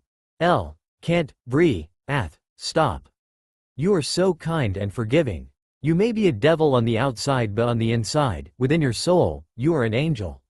I am sure of it. Tease. Eat. But. Serio. USLY. Stop. Hug. Jing. Me. If you were an angel, how many wings would you have, I wonder? Oh, who am I kidding? There is no way someone as pure-hearted as you would have anything other than 6 pairs, the highest number there is. I see. Darkness. Is this the end? What do you think, Naruto? Naruto fell out cold due to suffocation. Gabriel became depressed once more. But was it all right to send her away? Who knows how much havoc she's wreaking in the human world right now? Raphael asked while seated on Michael's desk, much to his chagrin. Everything is fine. I have not felt or received reports of any disturbance that has her name written on it. She is peacefully enjoying her break, and we are peacefully enjoying her absence. So it's a win-win for all of us. The Archangel Gabriel is the strongest woman in heaven. She is the kindest and most loving out of all the angels. Her compassion overcomes all racial barriers and her strong sense of justice disallows any injustice to take place before her. She is always composed, strong and reliable when she is in a serious situation. When heaven's strongest woman is not faced with any situation that can be termed as serious, she regresses from the epitome of womanly perfection to an airheaded and clumsy woman who can, and will, cry over the smallest of things. Naruto is seeing this new, more klutzy side of her the angels of heaven had become used to seeing on a regular basis. "Here you go, Naruto," Gabriel said with a bright smile as she handed Naruto a wooden bowl with steam coming from the top. Gabriel, what's this?" The bowl in his hands contained a dark, bubbling concoction which was producing hissing noises and giving off a disgusting smell that made his nose wrinkle. He could have sworn he saw an image of a rotted skull form on the surface at one point. "Seafood stew. I made it using fish caught from the ocean and herbs from the forest," she proudly declared. "Yuha, why's it black? That is how it is supposed to look like, silly." Gabriel was acting like a child on a sugar rush. It had been so long since she last cooked a meal. Many years ago, her father prohibited her from cooking, saying an angel of her stature does not need to bother herself with such menial tasks. All of the other senior angels at the time, including Lucifer, were fully behind him in this decision. She remembered throwing a small fit at that but ultimately accepted it. It wasn't until now that she had an opportunity to cook once more, and for a friend no less. She was very excited to see him taste it and give her his thoughts on her dish. Naruto for his part was alternating his gaze between the excited, and slightly hopeful, visage of Gabriel and the stew of doom that was spelling death repeatedly via the steam it gave off. Gabriel had worked hard to make it, part of his mind reasoned, so to not eat it would be an insult to her, his first friend. Another part of his mind, however, argued that ingesting the stew would lead to a slow, painful demise, which is why he should toss it away immediately and save himself from the suffering it would, no doubt, bring. The two parts argued back and forth, producing counter-argument after counter-argument until the first part eventually won. "I see. Then thanks for the food." Naruto braced himself and began pouring the stew down his throat. It tasted horrible. He had never eaten a shit-covered, maggot-infested corpse before, but if he had, he would have likened the stew to it. The liquid viscous and it burned his insides as it traveled down to his stomach. While drinking it he also saw a hazy image of a cloaked figure wielding a scythe, standing next to him. It was a terrible experience overall, one he never wanted to experience again. "So, how is it?" Gabriel asked after he finished the entire bowl. She had a hunch he enjoyed it very much, considering the fact he finished it all in one speedy go. But hearing him say it was good would be far more satisfying than her own deduction. "It was amazing?" Naruto said warily. He wanted to say he was about to die, but he couldn't bring himself to insult the first person that gave a damn about him. "Splendid. I knew you would enjoy it. Which is why I took the liberty of making more than enough to last a person for a week." Naruto's face took on a horrified expression. Gabriel's eyes were closed, and he took a long glance at the large, more like gigantic, pot full of death stew. All he could manage to say was, "Great," with a resigned tone. "I hope she's not trying to cook anything," Raphael casually stated with his feet propped up on Michael's table, and a bowl of fruit, Michael's, in his lap. He was happily snacking on the condiments the leader of heaven set aside for visitors. Michael was trying, and failing spectacularly at that, to control the twitch that had developed in his hands. "Strangling your brother will lead to your fall, Mish. Strangling your brother will lead to your fall, Mish. Strangling your..." "If she is," Raphael continued, oblivious to the murderous thoughts brewing in Michael's head, "then I feel sorry for any poor suckers that are around her. She always gets others to eat the shit she makes and never tries any of it herself. She's a sadist, I tell ya." Raphael was also unaware of how much this tidbit of information would have benefited a certain redhead. "You're too slow, Gabriel. I am holding back." After the disastrous lunch, for one person anyway, Naruto and Gabriel were playing a simple game of tag at the shoreline. Naruto was playing because, A, he wanted to play, and B, to digest the horrible stew he ate earlier as quickly as possible. Gabriel was playing simply for the sake of playing with the redhead. She hadn't eaten any of the stew, saying she could go on for weeks without food and that the stew was made exclusively for him, Naruto. The last part made him both elated and miserable. Gabriel was not utilizing much of her speed, letting the devil enjoy himself very much more than he would have if she had caught him in less than a second and did not allow him to catch her. So engrossed was she in the game, that she failed to notice the crab that came up in front of her. She only noticed it when her foot made contact with the lower edge of its shell, launching it towards the retreating figure of the redhead. Naruto stopped and turned back to taunt Gabriel. Instead of doing so, however, his attention was focused on the crab that was shot towards him. It was moving so fast that he had no time to move out of the way. The crab impacted against a rather sensitive region, causing him to cry out in pain, and knocked him off his feet. He then proceeded to writhe about in pain while screaming his head off. "Naruto, what is the matter?" Gabriel fussed when she got to him. "It's on it. It's on it." "What is on what?" "The place I pee from. That thing's crushing it." Gabriel looked over to where Naruto was pointing and gasped when she saw the crab latched to Naruto's crotch. "Please hold still. I shall remove it." "Thanks." "Wait, Gabriel. UGHH. Do it gently." "Gah. But in all honesty, I prefer the current gab to the one before Dad died." Before though, Raphael suppressed a shudder while sitting next to Michael in the huge seraph bath. The warm water was doing wonders for both their bodies after a hard day of work. Agreed. Michael was focusing on happier memories to stop his mind from going back to a time when Gabriel was different. Those days were full of pain and humiliation for the seraphim. The other angels were unaware of how different she used to be as she acted like a proper angel in their presence, and as for their father. And after all the shit she used to pull, Dad never got mad at her because she was Daddy's little girl. Michael wholeheartedly agreed with Raphael's words. Their father always had a soft spot for Gabriel and never reprimanded her for any of her more less than pure actions. The two brothers then sat in a comfortable silence, enjoying the warm, soothing water and their mutual feelings regarding their sister. It was only broken when Raphael next spoke. "Hey Michael, why are you even here? You do know this is the men's bath, right?" It took every ounce of the archangel's self-control to not drown the silver-haired angel then and there. So tired. It was nighttime and Naruto was exhausted. The stress from all of the ordeals he had during the day had tired him out, and right now he wanted nothing other than a good rest. "Then come here, Naruto." Naruto looked over at Gabriel and saw her sitting on her knees and gesturing to her lap. He was wary around the woman.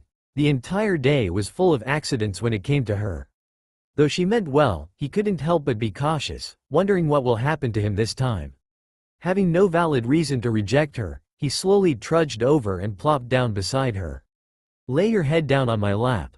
He nodded absently and lay down on the cool sand, his head resting on her lap. It was very comfortable and Naruto would have fallen asleep right then if Gabriel hadn't continued speaking. "How was your day?" she asked while running her fingers through his hair. Naruto gained a blissful expression under her ministrations. He was seriously considering falling asleep right now but remembered that Gabriel had asked a question. "It was good," he answered. He was being honest. Even with all of the accidents and painful experiences he had with the blonde angel, he considered today the best and most fun day of his life. "I am glad to hear that. I apologize for everything that has happened throughout the day." "Not your fault. I am afraid it was. I can be rather clumsy when not in battle or a serious situation.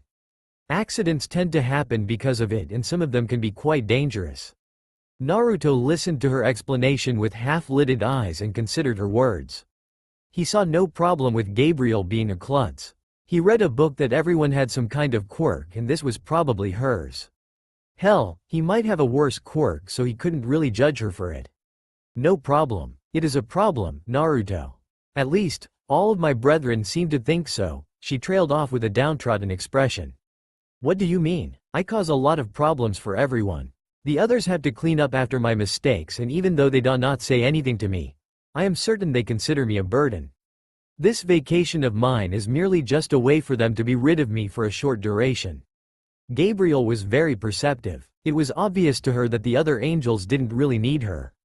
Outside of diplomatic missions, she tended to make a mess of even the simplest of tasks. The others didn't think she was aware of their inner thoughts, and neither did she act as if she was privy to them. It saddened her, but she couldn't let it bring her down.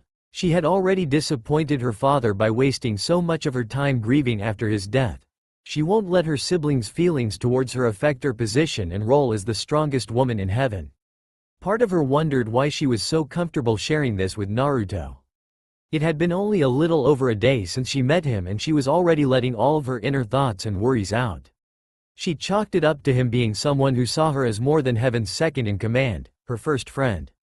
Then that's their loss. Gabriel looked down and was surprised to see Naruto looking up at her with a serious expression on his face that wouldn't look out of place on a wise old man who had seen and experienced much of what the world has to offer, namely her father. If they cannot appreciate you for who you are, then they are fools of the highest degree and do not deserve to be graced by your presence. Naruto was in a trance. Words were spilling out of his mouth without him so much as thinking about them. It would have worried the young devil had it not felt so natural. You are a very special woman, Gabriel. You showed kindness to a weak devil such as I when others of your race would have left me to die. You took care of and showed me more kindness than anyone else.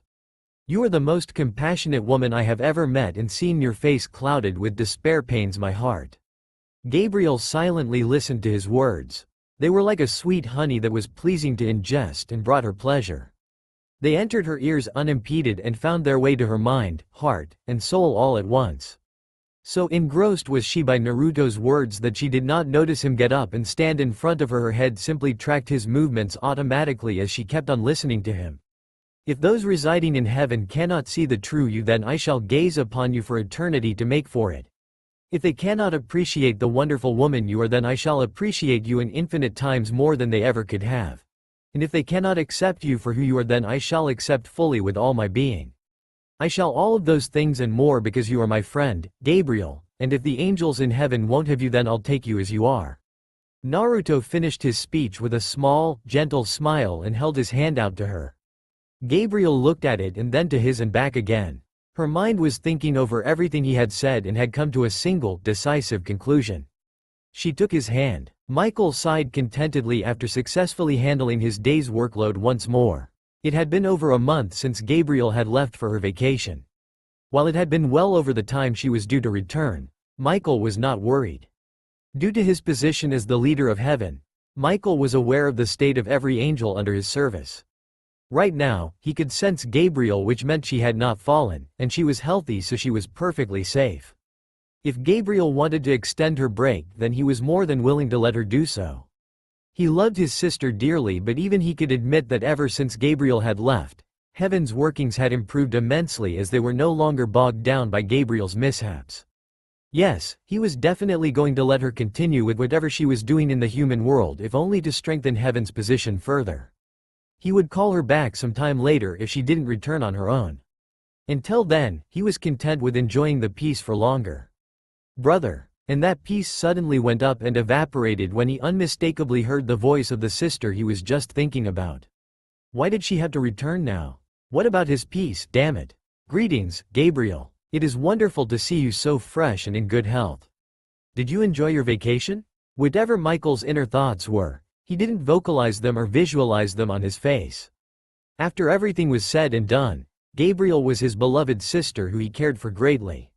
She had taken their father's passing harder than anyone else, and it was up to him as her elder brother and superior to make sure she was well at all times. It was amazing. I partook in so many enjoyable activities and made a friend. That is great, Gabriel. Michael was happy for his sister. He hadn't seen her so joyous since the passing of heaven's original ruler. Are you ready to resume your duties, then? He had to ask. Even if he knew the answer and may not like it, he had to ask as per formality. About that, I quit. A heavy silence reigned in the office after that declaration. Gabriel stood calmly in front of her brother's desk while said brother was doing his best impersonation of a fish out of water. Michael could not comprehend what Gabriel just said. Quit? What was that even supposed to mean? An angel could not simply quit their job. It was a lifelong duty until they perished or fell. There was no resignation. Gee, Gabriel, what do you mean? Oh? I am resigning from my post as heaven's second in command, archangel, and seraph. But, you can't. Why not? Gabriel asked with a slight tilt of her head, an incredibly innocent look on her face. It is not possible. Your job as an angel is your sworn duty, a lifelong binding that cannot be undone. Father made it this way and he assigned you your role when you were born. You cannot step away from it. Again, why not? By simply not doing my duties, which are not that much or great, mind you, I can effectively resign, can I not? She could. Gabriel was correct. If someone didn't attempt to do the tasks appointed to them, then it's as good as there not being anyone to do them. More than that, Gabriel's role is that of a messenger between heaven and the human world, which can easily be, and has been, filled by any other angel. More importantly, Gabriel was a symbol of heaven's strength as well as one of the strongest angels alive. Her simply being part of their forces boosts their strength and morale considerably and is enough to deter many from picking a fight with them due to her accomplishments in the Great War. Simply put, heaven could not afford to lose Gabriel no matter how useless she may be in day-to-day tasks. It is not simply about the work, Gabriel. You are a valuable member of our forces, and without you, other factions will be more inclined to wage war against us. We cannot afford to take part in such a conflict with how our current state is. So please, drop this foolish notion and resume your duties as before. No. Michael was caught flat-footed once more. Was Gabriel outright refusing to comply? What in the world was going on? Although he didn't want to resort to it, Michael had no choice but to be more forceful. Gabriel, as your leader, I order you to desist this childish rebellion of yours and return to your chambers without any further argument. You shall resume your duties after a day of rest. Refusing to heed these instructions will be going against the will of heaven and will result in you being barred from heaven. He carefully watched her after giving out his orders. Even Gabriel would not be stubborn or stupid enough to risk falling. It would go against her very nature, and the seriousness on her face as she listened to his words assured him that she had heard him clearly and would no doubt do as he said. It was the only logical course of action, after all. To his surprise and utter horror, Gabriel began laughing at his words. It was a very familiar laugh which sent shivers down his spine and caused his knees to shake uncontrollably. Michael, you imbecile. I was waiting to see when you'd pull out that lame-ass leader card, you cockless bitch. Michael had an urge to urinate at that moment. This situation was just like before his father's death. The pleasant face of his sister, the sinister aura surrounding her, and the demonic words that came from her mouth. It all dug up a shit ton of PTSD that he had taken great steps to overcome. Wanna know something funny? You can threaten me with falling all you want. It might work on the rest of the losers here, but there's no effect on me? Wanna know why? Because I can't fucking fall no matter what. I am possible T the system in P place. Effect CTS all of you us. He managed to say in face of such an oppressive force. Gabriel gave him a beautiful smile which made him almost soil himself. Did you forget who I am? I'm Daddy's favorite. He wouldn't enforce the same rules on me. I can break all the bones in your body and get away with it without any repercussion. Something which you have quite a bit of experience with. By now Michael had gotten into fetal position and was murmuring, I'm a good little angel, on loop. So back to what I said before your pathetic self decided to go against me. I'm leaving and there's nothing you can do to stop me since we both know who's the stronger of us. I might drop by every now and then, but don't expect me to happily take on my duties again like a worthless teacher's pet. You already have enough cunts here for that. So farewell, brother, and I hope to see you again in a decade or so. Gabriel vanished in a flash of golden light, leaving Michael on the floor, rocking back and forth while sucking his thumb. It was to this sight that Raphael walked in on. A pit formed in his stomach and a feeling of mounting dread took over him after he considered the implications of Michael's state. Oi Michael, what's wrong? Please, spirit of dad, don't let it be so. Please, spirit of dad, don't let it be so. Please. She's back, Raphael. She's be back. God fucking damn it. It's been a while since Gabriel left for heaven. She said it won't be long before she comes back though. The past month has been the greatest time of my life. Not that hard considering how shitty my life was before I met her.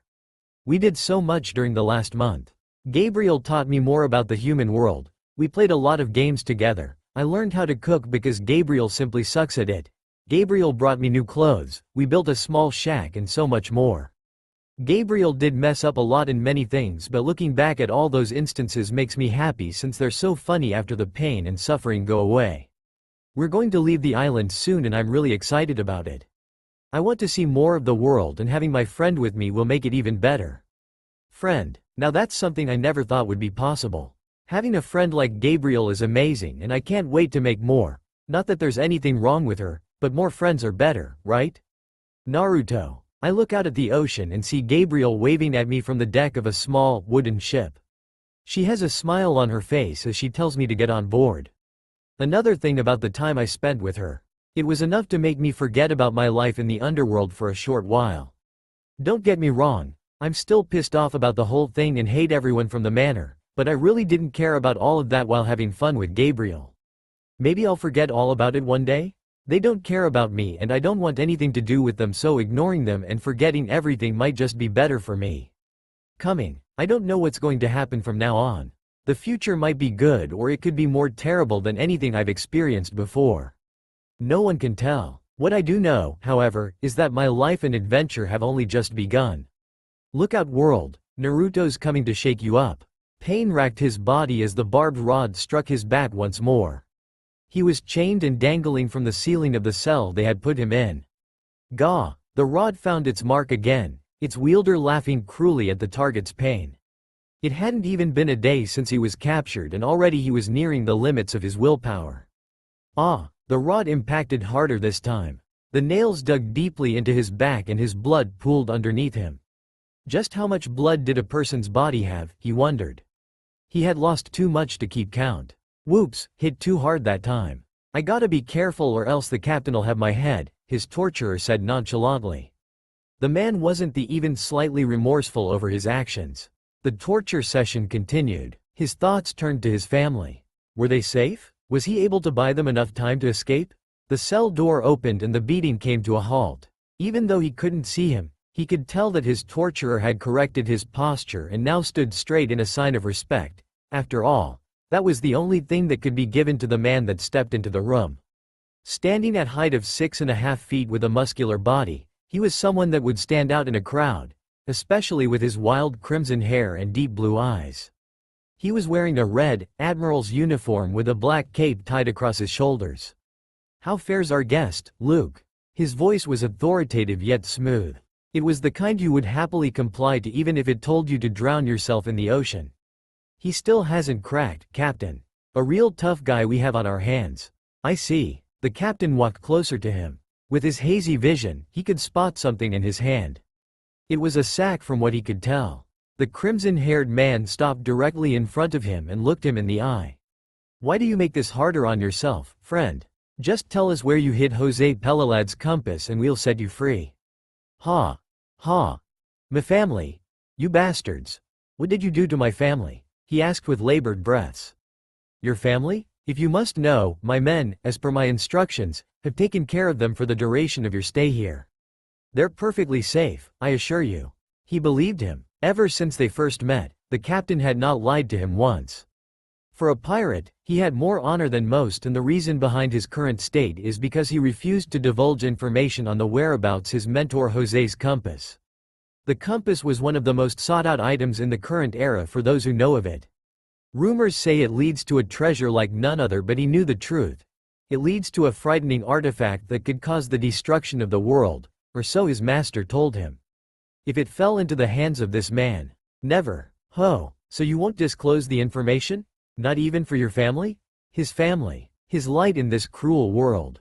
He saw images, flashes of memories, of his sons fishing with him, of his daughter feeding him a dish she made on her own, and of his wife, as she lay in bed with him, looking at him with love and adoration. Could he? This compass must never see the light of day. What it leads to is something not of this world. Something great and terrible. Promise me you will hide it. I would destroy it if it weren't indestructible, and discarding it in the ocean doesn't work. It keeps coming up. You're the only one I can rely on. Don't let me down. My answer is still no. The captain's eyes darkened and a malicious glee entered them. His triumphant smirk set off warning bells inside his head. Well, that is quite a shame. And here I thought you actually cared about your family. I guess they were fools for thinking you'd save them. What? He felt his heart clench. He didn't know why, but suddenly the cell felt a lot darker and the men around him more sinister than before. Your sons were very defiant, such valiant young lads. That valor didn't last much once we started skinning them alive. Their screams gave my men a morale boost, and they only got louder once we started dipping their bodies in acid. He stared at him, horrified by what he was hearing. His sons, his pride, and joy gone? And in such a brutal manner? Your wife was a feisty one. She was so sure that you would come save her and repeatedly insulted my men with that mouth of hers. The same mouth was then screaming for them to stop while they spent an entire day pounding her. Sadly, all good things must come to an end, and for her, it was after we dismembered her. Bile rose up his throat. His wife, his beautiful, caring wife, was defiled like that? And the dismemberment. He had to stop himself from puking once he pictured her in pieces. And last but not least, your daughter. My men were already raping your wife, so it wouldn't have been creative of us to do the same with her. Or even the right thing, as some of us have standards. Instead, we addled her mind with an entire crate worth of drugs and pitted her against our hounds.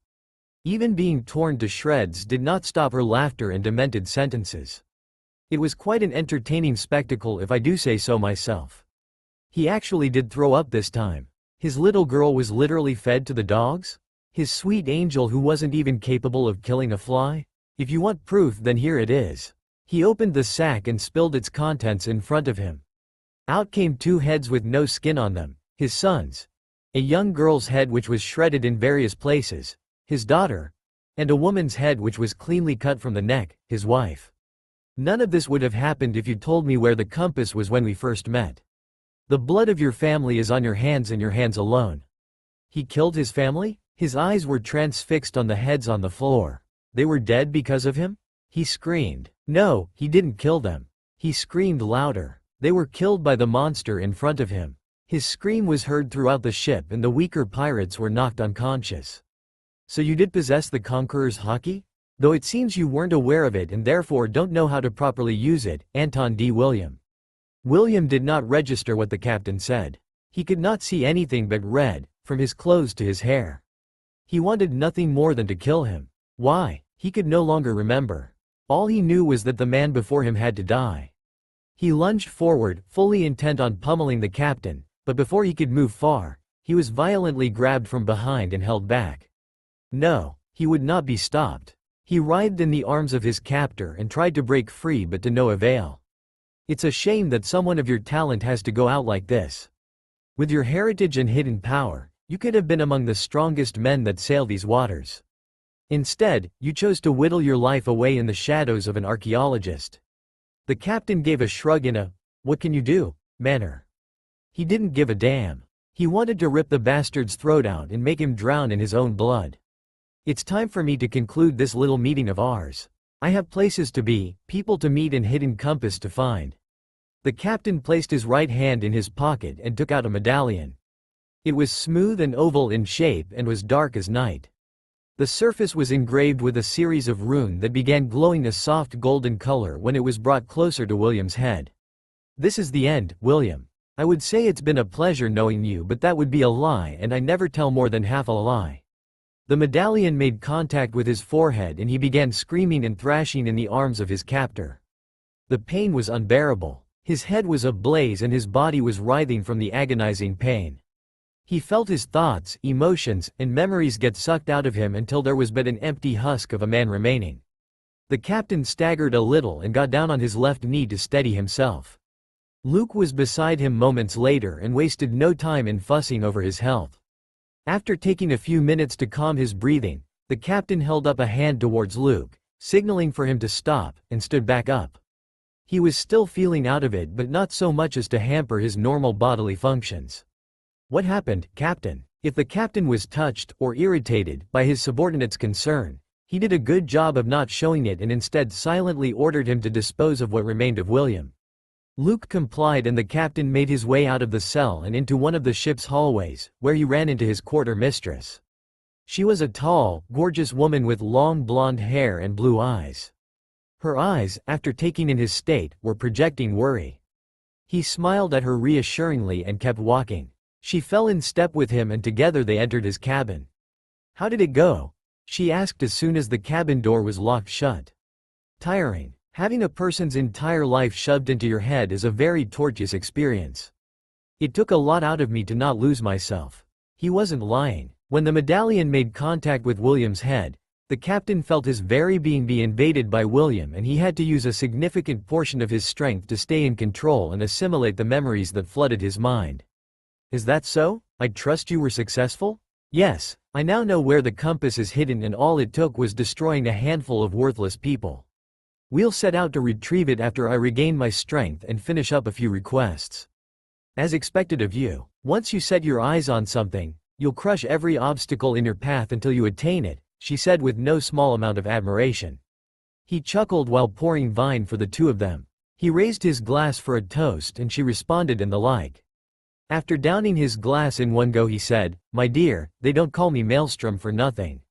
He was a brave sailor who had traversed all the oceans of the world, had faced legendary monsters that roamed the seas and come out of the scuffle unscathed. Drunk with the best of pirates and later killed them without remorse. Bedded mermaids while having affairs with sirens, he was. I'm so bored. Scratch that. He was simply Naruto, a teenage devil who had been out at sea for 2 months now and was getting tired of seeing water, and more water. Same here. Alongside him was Gabriel, a former seraph of heaven and the most beautiful angel in existence. The two of them were lying on the deck, with their arms spread wide and an expression of utter boredom etched onto their faces. Gabriel rued the day she thought traveling by sea would be a good idea. Sure, it was fun at first, going on a grand adventure with her first and only friend Naruto by her side, but it quickly became apparent that there wasn't much they could do on a ship. What's more, without any predetermined destination, the two of them were wandering aimlessly. They had yet to see any other ships or land masses besides the island they set off from and had arrived at again by some unexplainable means. That damn probably laughing his skinny ass off right now. Naruto showed no reaction to Gabriel's change in demeanor. He had discovered this other side of her a few days into their journey, and while he was surprised at first, he was never afraid since her attention was always directed towards heaven while like that, and she would revert back to normal whenever she turned to him. Can't you fly us somewhere? For the 38th time, Naruto, you would die if I used my powers. That was also a problem. Due to the close proximity between them, Gabriel could not use her powers at all for fear of killing him. The purification spell she used on him months ago was the tiniest use of her holy energy, and it had caused Naruto immense pain and knocked him out. Anything more than that could potentially kill him, and Gabriel refused to take that risk. Hua. Well, that sucks. Captain, ship spotted. The voice of his lookout diverted his attention from the wheel and to the crow's nest. Status? An ordinary sloop with no apparent association. Might be a personal transport. The captain contemplated what he was told. The ship was too small and cheap to belong to someone noteworthy, and he doubted it contained anything of value. But even so, he might be mistaken, and it could be carrying something interesting, and the fact that it was sailing these parts made it even more intriguing. Prepare for a potential engagement. Conceal all weaponry and ready the disguises. Diplomacy will be our initial course of action. Aye, Captain, the crew chorused. Is there a reason for you to go after that small of a vessel? His quartermistress asked. She took great care in analyzing every move he made in order to plan for any kind of outcome. Sloops don't normally sail these waters. They're too slow, and the size makes them easy targets for aquatic beasts and those such as us. I am interested in what it may be carrying and the people on board. We may get something surprisingly valuable, fresh merchandise, new crew members, or a meaningless bloodbath. He was smirking by the time he finished speaking. While riches would always be his main priority, he appreciated the opportunity to cut loose and go on a killing spree. He wouldn't be as feared as he was if that wasn't the case. One of these days your bloodlust will be the death of you. I am amazed by the restraint you showed with that man. William, was it? For as long as you did, she said with exasperation. I am a man of many talents. Repressing my urges is quite simple compared to some of the other things I can do, the captain said with a hearty chuckle. His quartermistress, in response, merely rolled her eyes and walked off to supervise the men on the deck. Naruto and Gabriel had fallen into a deep slumber, to the point that not even seagulls landing around or on them and crying disturbed them. As such, they were also blissfully unaware of the approaching pirate ship. Hello there. They were jostled awake, however, by a loud shout from the neighboring ship. Hello there. The ship had been halted next to the sloop. Any signs of it belonging to pirates had been hidden away, and the captain himself had abandoned his normal garb in favor of a more casual sailor outfit. When he had gotten his first glance at the people on the small ship, he scoffed at the red-haired boy who was frail and didn't look remotely useful. His viewpoint became completely opposite when he laid eyes on the other person on deck. A female of divine beauty who had captivated his heart and shut down all mental functions with but a single glance. It had taken much of his willpower to bring his body back under his control and not become a drooling mess like most of his crew. His quarter mistress was decidedly not pleased with what she saw and was muttering obscenities under her breath while shooting murderous glares at everyone. After getting everything back in order, he put on his most welcoming face and called out to the two below. The plan was simple. Approach them as a friendly sailor, invite them on the ship, send some men to sneak on board the sloop and loot anything of value, offer those invited onto the ship a chance to join his crew, kill those who refuse, and in the case of the blonde woman, keep her for himself. It was a solid plan with not much that could go wrong. His voice had woken the two sleeping on deck. He initially found it weird for them to sleep out on the uncomfortable floor but soon understood as to the reason why. The weather was simply perfect. There was plenty of cloud cover to diminish the harsh rays of the sun and a chilled breeze was in the air. He had seen his own crew members get drowsy every now and then and was contemplating taking a nap later by setting up a hammock. "Who the hell are you?" To the captain's chagrin, it was the boy who responded and not the woman, who was gazing out at sea with a half-lidded expression, not paying him even the slightest bit of attention. How does fortune favor you on this fine day? It didn't matter if the woman wasn't looking his way. All he had to do was play nice with the child and everything would work out. What? This is why I hate dealing with children. They have no appreciation for fine speech. It means, how are you? Oh, then why didn't you say that, old man? Oh, old? I've been called many things, sometimes good but mostly bad, but this is the first time anyone has called me old. I've barely reached the end of my prime, young one. It isn't polite to address someone that way. Meh, whatever, old man. The nerve. Since when did children become so disrespectful? Say, you want to trade ships? Yours looks cool, so I want it. The captain was initially vexed by the redhead's words. Not only did he say something stupid, he said it with a bored, nonchalant voice. But as he thought about it, he figured he could use it in his favor. I'm afraid I don't follow? Trade ships? It's not that easy, my boy. Hey, that's lame. You suck, old man. Twitch. Come now, don't be like that. The world simply does not work that way. But, if you're so insistent on procuring a larger vessel, I can be of some help. Why don't you and that lovely lady over there board my ship and we discuss the matter in my cabin over a nice cup of tea? A normal, sensible adult would never fall for such words. One does not simply offer to help other for free, after all. The captain did not think the red-haired child was capable of higher-level thinking, so he gave a ridiculous offer, one the naive redhead would no doubt take up. The woman seemed to be on the verge of falling asleep, so he figured she wouldn't have paid much attention to what was said and would go along with the younger male's decision. Nah, we're cool out here. The wind's pretty good. Plus, now that I think about it, your ship probably stinks of old men, so we'll pass. Twitch twitch. I know a great deal of master shipwrights and merchants who can make or get you a ship that can surpass my own. A word from me and you'll have the greatest ship to sail these majestic oceans in no time. I welcome you to come onto my ship for further discussion. That sounded incredibly stupid. I cannot believe I said something so dim-witted. But the boy is an imbecile. Surely something like this will be enough to convince him. That's great and all, but why can't you tell me now?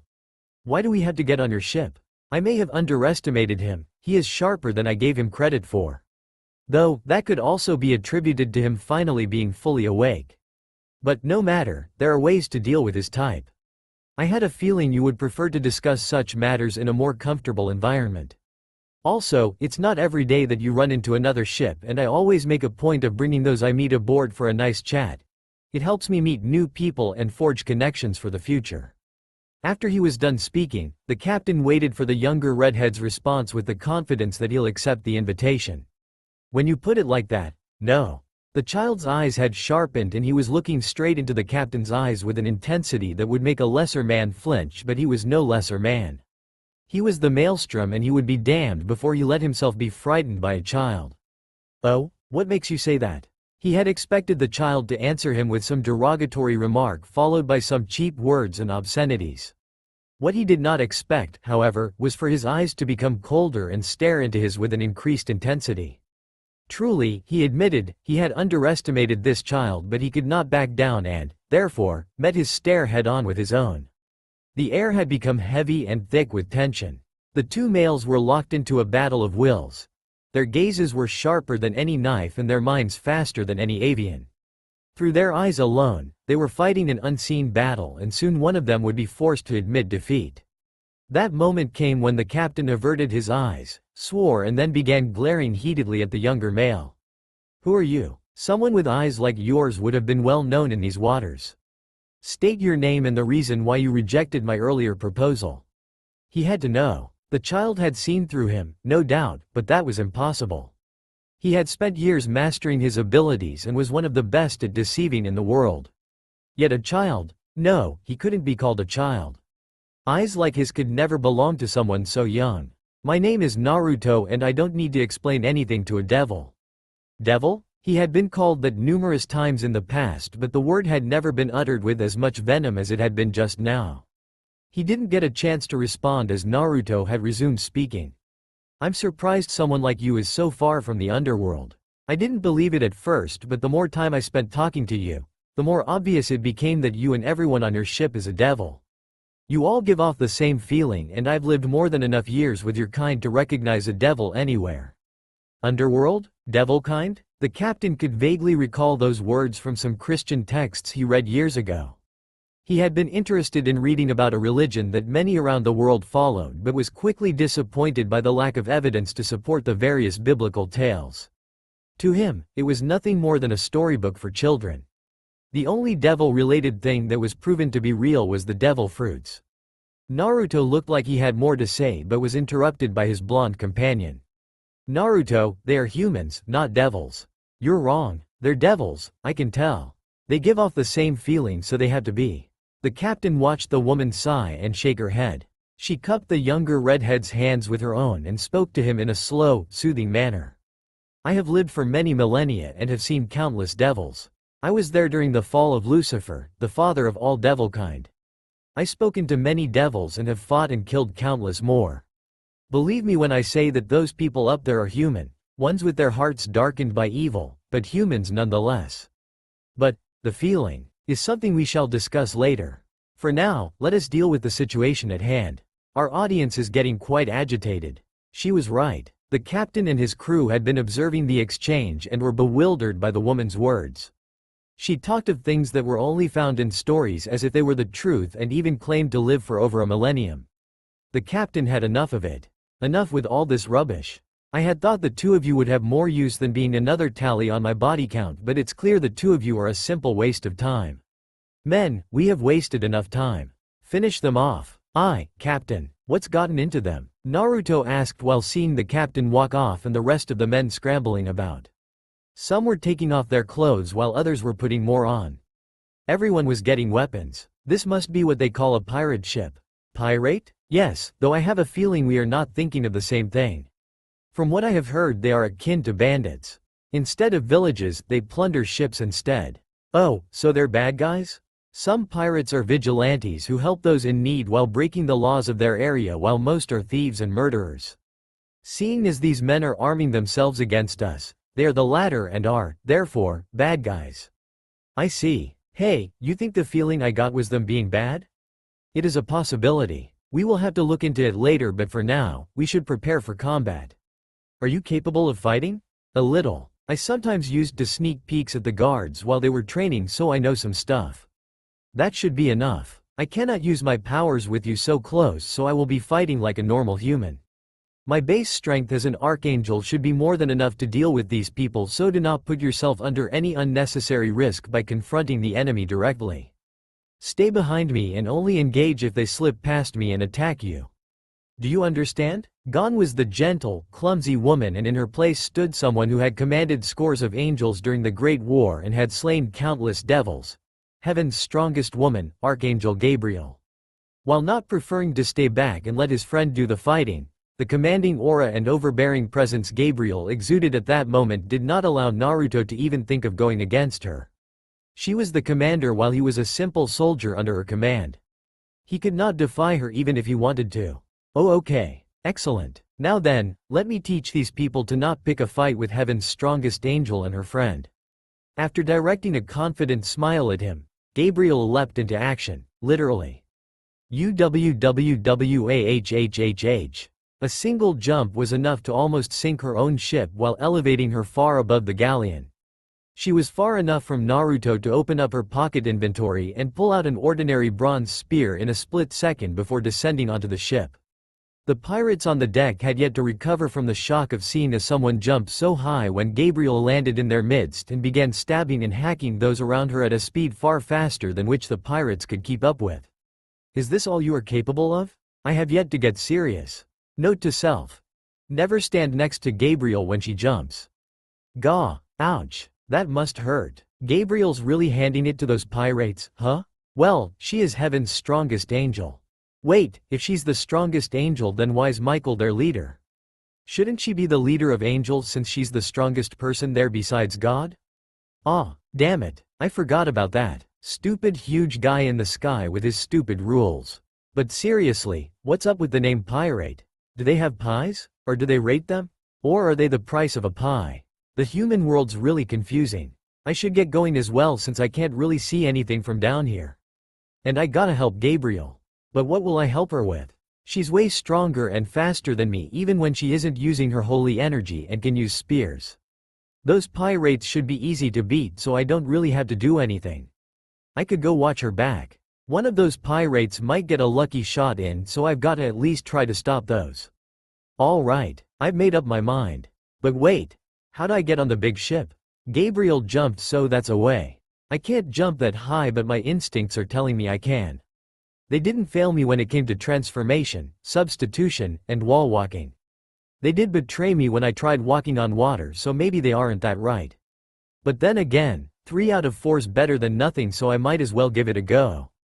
Alright, I've made up my mind again. Now how do I do this? It's like wall walking but with pushing instead of sticking? I don't know if I want to know how I knew that. Damn, that was confusing. My head is weird. Should I have Gabriel check it? Nah, knowing her, my head's gonna blow up as soon as she touches it. Ah, I'm getting distracted.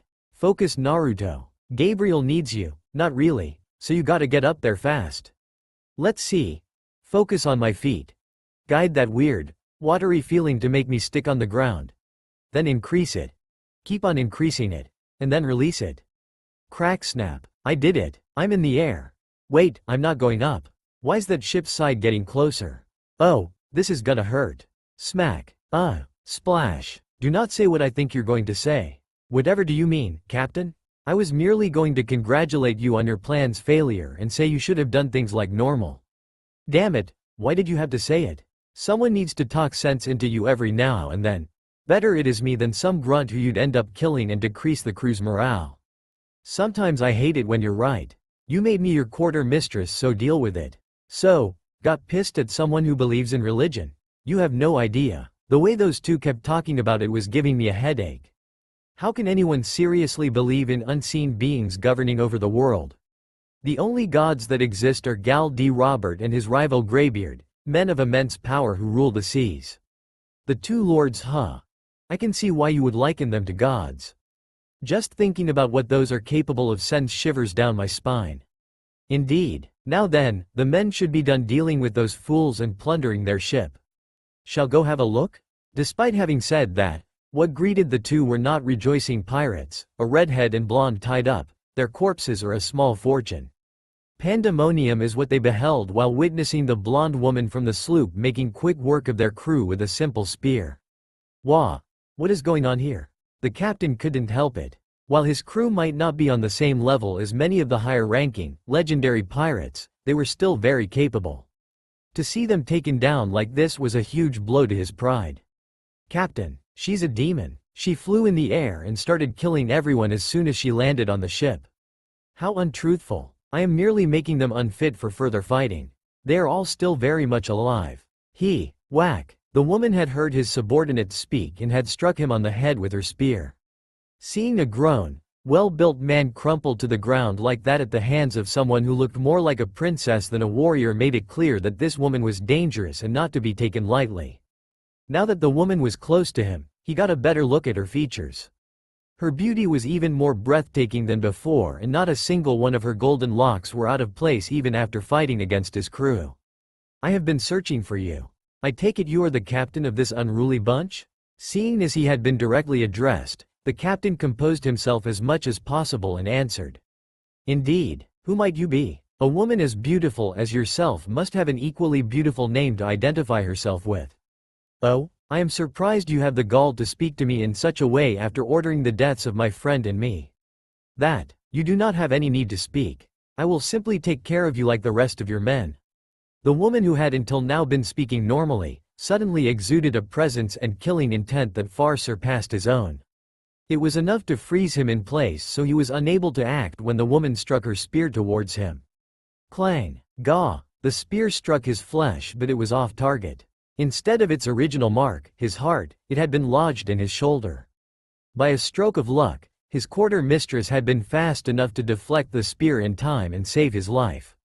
He wondered how she had overcome the paralyzing fear the woman before them had no doubt brought her and was answered by the sight of her bleeding palm. She dug into her own flesh with her nail. The momentary pain had given her control over her body so she was able to save me in time. The captain never got finished thanking his subordinate. He was interrupted by the one who had a spear lodged in his body. Oh, my, to think there was actually someone capable of fighting on this vessel. You haven't seen anything yet. For daring to attack Captain, I will have you relinquish your life. The blonde spear wielder gave the quartermistress an amused look. You are quite arrogant in assuming that I will fall under your blade. I will warn you now, this is the first time I am having to control myself in a fight so I am unused to it. My control can slip at any moment and your life will be forfeit when it does. Surrender now and save yourself from an untimely demise. Go screw yourself. I'd rather die than stand down before someone who threatened the captain. Such loyalty is admirable. However, it will do you no good against me. The blonde pulled her spear out of the redhead, causing him to wince, and turned to face his quartermistress. The two women with the same hair and eye color, though the quartermistress were a shade or two lighter, sized each other up and were looking for an opening to attack from. The captain was watching with wary eyes. He had full faith in his quartermistress' skills but the woman had proven herself to be a force to be reckoned with so he wasn't sure if that skill was enough to achieve victory. Splat! The tension was broken by the new arrival on the ship. I had to walk up the ship in the end. Good thing Gabriel taught me how to swim because I would have drowned after falling into the water. Now, what do we have here? Damn, that must hurt. And that guy's crying. Is that crap? And why's that guy rubbing his penis and injured thigh at the same time? It's weird. And those guys are all knocked out. And there's that annoying guy from before, some girl and… Oi, Gabriel, Naruto, you just arrived? And why are you wet? Ah, I tried to jump in the air like you did but I hit the ship instead and fell into the water.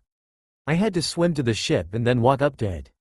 That explains the wetness. As for the delay, I had begun to think you had tried to make me happy by not putting yourself in danger at all by staying behind. But I can't let you do everything alone. Hence why I allowed you to come along on the condition you did not engage the enemy directly and only if they attacked you. Is she scolding me? What did I do? I just got here. But that's boring. Let me fight as well. Absolutely not. The only enemies left are these two and they are the strongest among the pirates. They are too dangerous for you to face so I shall deal with them alone. If you wish to fight then I shall gladly spar with you later. She totally brushed me off. Come on, Gabriel. I can totally take any of these guys on. Swish, clang, clang, swish, clang. Whoa, that's really cool. Gabriel's doing great but the other woman's not bad either. Too bad she can't do anything against Gabriel. This is boring. Just watching isn't any fun. I want to do something, damn it. But what? I can't fight since that'll make Gabriel mad. I can't keep watching because it's really boring. What to do? What to do? Ooh, I know. I can explore the ship. Gabriel won't have anything to say about that. Well, she might, but it's her fault that I'm doing this so it's okay. Now if I were a ship entrance where would I be? That staircase in the center is too obvious so that can't be it. The fancy door up those stairs isn't also it for the same reason. I should walk around to see if there's another way in. Clang, clang, swoosh, crash. Things are really heating up back there. I wonder if Gabriel's doing fine? Who am I kidding? Of course she's fine. The person she's fighting isn't as strong as her so she can't do anything to her and what are the chances of the red guy having a mysterious power and using it to catch Gabriel off guard? 0. Gabriel was confused. One moment she was fighting a rather skilled opponent and the next she was sent crashing into a stack of crates by a sudden gust that appeared out of nowhere. While not injured, she was quite put out at having been blindsided like that. She was an archangel and, even without using any of her holy powers or angelic strength, far above any human when it comes to combat. It wasn't a boast on her part, just a simple fact. While the woman Gabriel was fighting had proven herself to be formidable with a saber, it was nothing she couldn't handle and as such, she was toying with her to prolong the fight. Such an act would normally be unfitting of her, but with Naruto watching, she wanted to show off and have him see a cooler side of her. That had come to bite her back spectacularly, as by being so caught up in making a grand show for her friend, she failed to notice the impending attack until just before it hit her. Granted, it did come from her blind spot, but that was no excuse for her negligence. That was a foolish error on my part. I should have been more vigilant. Oh no, what does Naruto think? I was doing my best to fight gracefully for him and ended up being made a fool of. How embarrassing. Any further thoughts were cut off by the captain's words, which broke the silence that had ensued the deck. K's no mi. Gale palm. Gabriel saw the attack, a large formation of violent air currents in the shape of a palm, heading her way and rolled to the side to avoid it. The attack tore through the wooden crates before dissipating into the air. Oh, your reflexes are quite good to have dodged my attack. I am surprised to see a wizard this far out at sea. You people normally remain in your secret societies and academies, so I cannot fathom why you would be commandeering a pirate ship, unless there are more of you amongst the crew? The captain, much to her surprise, began to cackle loudly after hearing her. His laughter rang across the deck and continued to reverberate for some time. It was starting to get on her nerves. Wizard? The captain asked after composing himself. Those crippled old men who wield staffs and command the elements. They're nothing more than a part of some fairy tale. What I wield is true power, and not some fabrication made for the sake of entertainment. My power is that of the K's no mi, the wind devil fruit. The captain expected fear, awe, disbelief or any combination of the three to show on Gabriel's face. It was a given, after all, since devil fruit users are amongst the strongest beings to be found at sea. Each pirate bestowed with the power of the mysterious fruits has made a name for himself, and many are capable of decimating entire naval fleets single-handedly. What he did not expect was the simple tit of her head, her eyes blank and her mouth opening to utter a single sound, "Eh." What do you mean, eh? Don't you realize exactly who and what you're up against? Not really. What you are telling me sounds like something from a children's book. Devil fruit? Such a dim-witted name. Twitch. How dare you? How dare you undermine the might of the ultimate source of power? Eating one makes you a literal king of the seas. No ordinary mortal can stand against those who consume one. What's more, I possess a logia, the rarest and most powerful class of devil fruits. Pardon the insult, but I do not see how any of that is important. From what I have seen, you ingested some substance which gave you the ability to manipulate wind, yes. While it may be a fearsome ability for one such as yourself, you will have to forgive me for doubting your claims of ultimate power. When apprentice-level magi can perform similar feats. With multiple elements, if I may add, which makes your ability less special than it is. The captain was silent for a while before fierce winds began blowing around him, raising debris in the air and knocking away fallen members of his crew. His gaze bore into Gabriel and promised nothing but death. K's no mi. Vicious slice. A horizontal wave of wind rushed towards the angel with a gesture of the redhead's arm. Gabriel hopped up to avoid the attack and then sidestepped a vertical wave of the same kind. She then dashed to the side to dodge a flurry of smaller slashes and got on the ground to let another horizontal wave fly over her before pushing herself away from the ground to avoid a large wall of wind. She landed in front of her adversaries in a smooth motion with a calm expression on her face. "Is that all?" she asked the large man who was showing signs of exhaustion after such a liberal use of his power. "I'm not even close to being done," he proclaimed as he outstretched both of his hands and pointed them at her. His quarter mistress understood what he was about to do and quickly brought out a dozen throwing knives from the pouch attached to her waist. K's no mi. Twin. His words were cut off by the sudden burst of immense killing intent from deep within his ship, followed by the sounds of wood breaking, which was growing louder until the floor of the deck burst open and his torturer, Luke, was shot into the air. That's all for now. If you enjoy this video, then please like, share and do comments.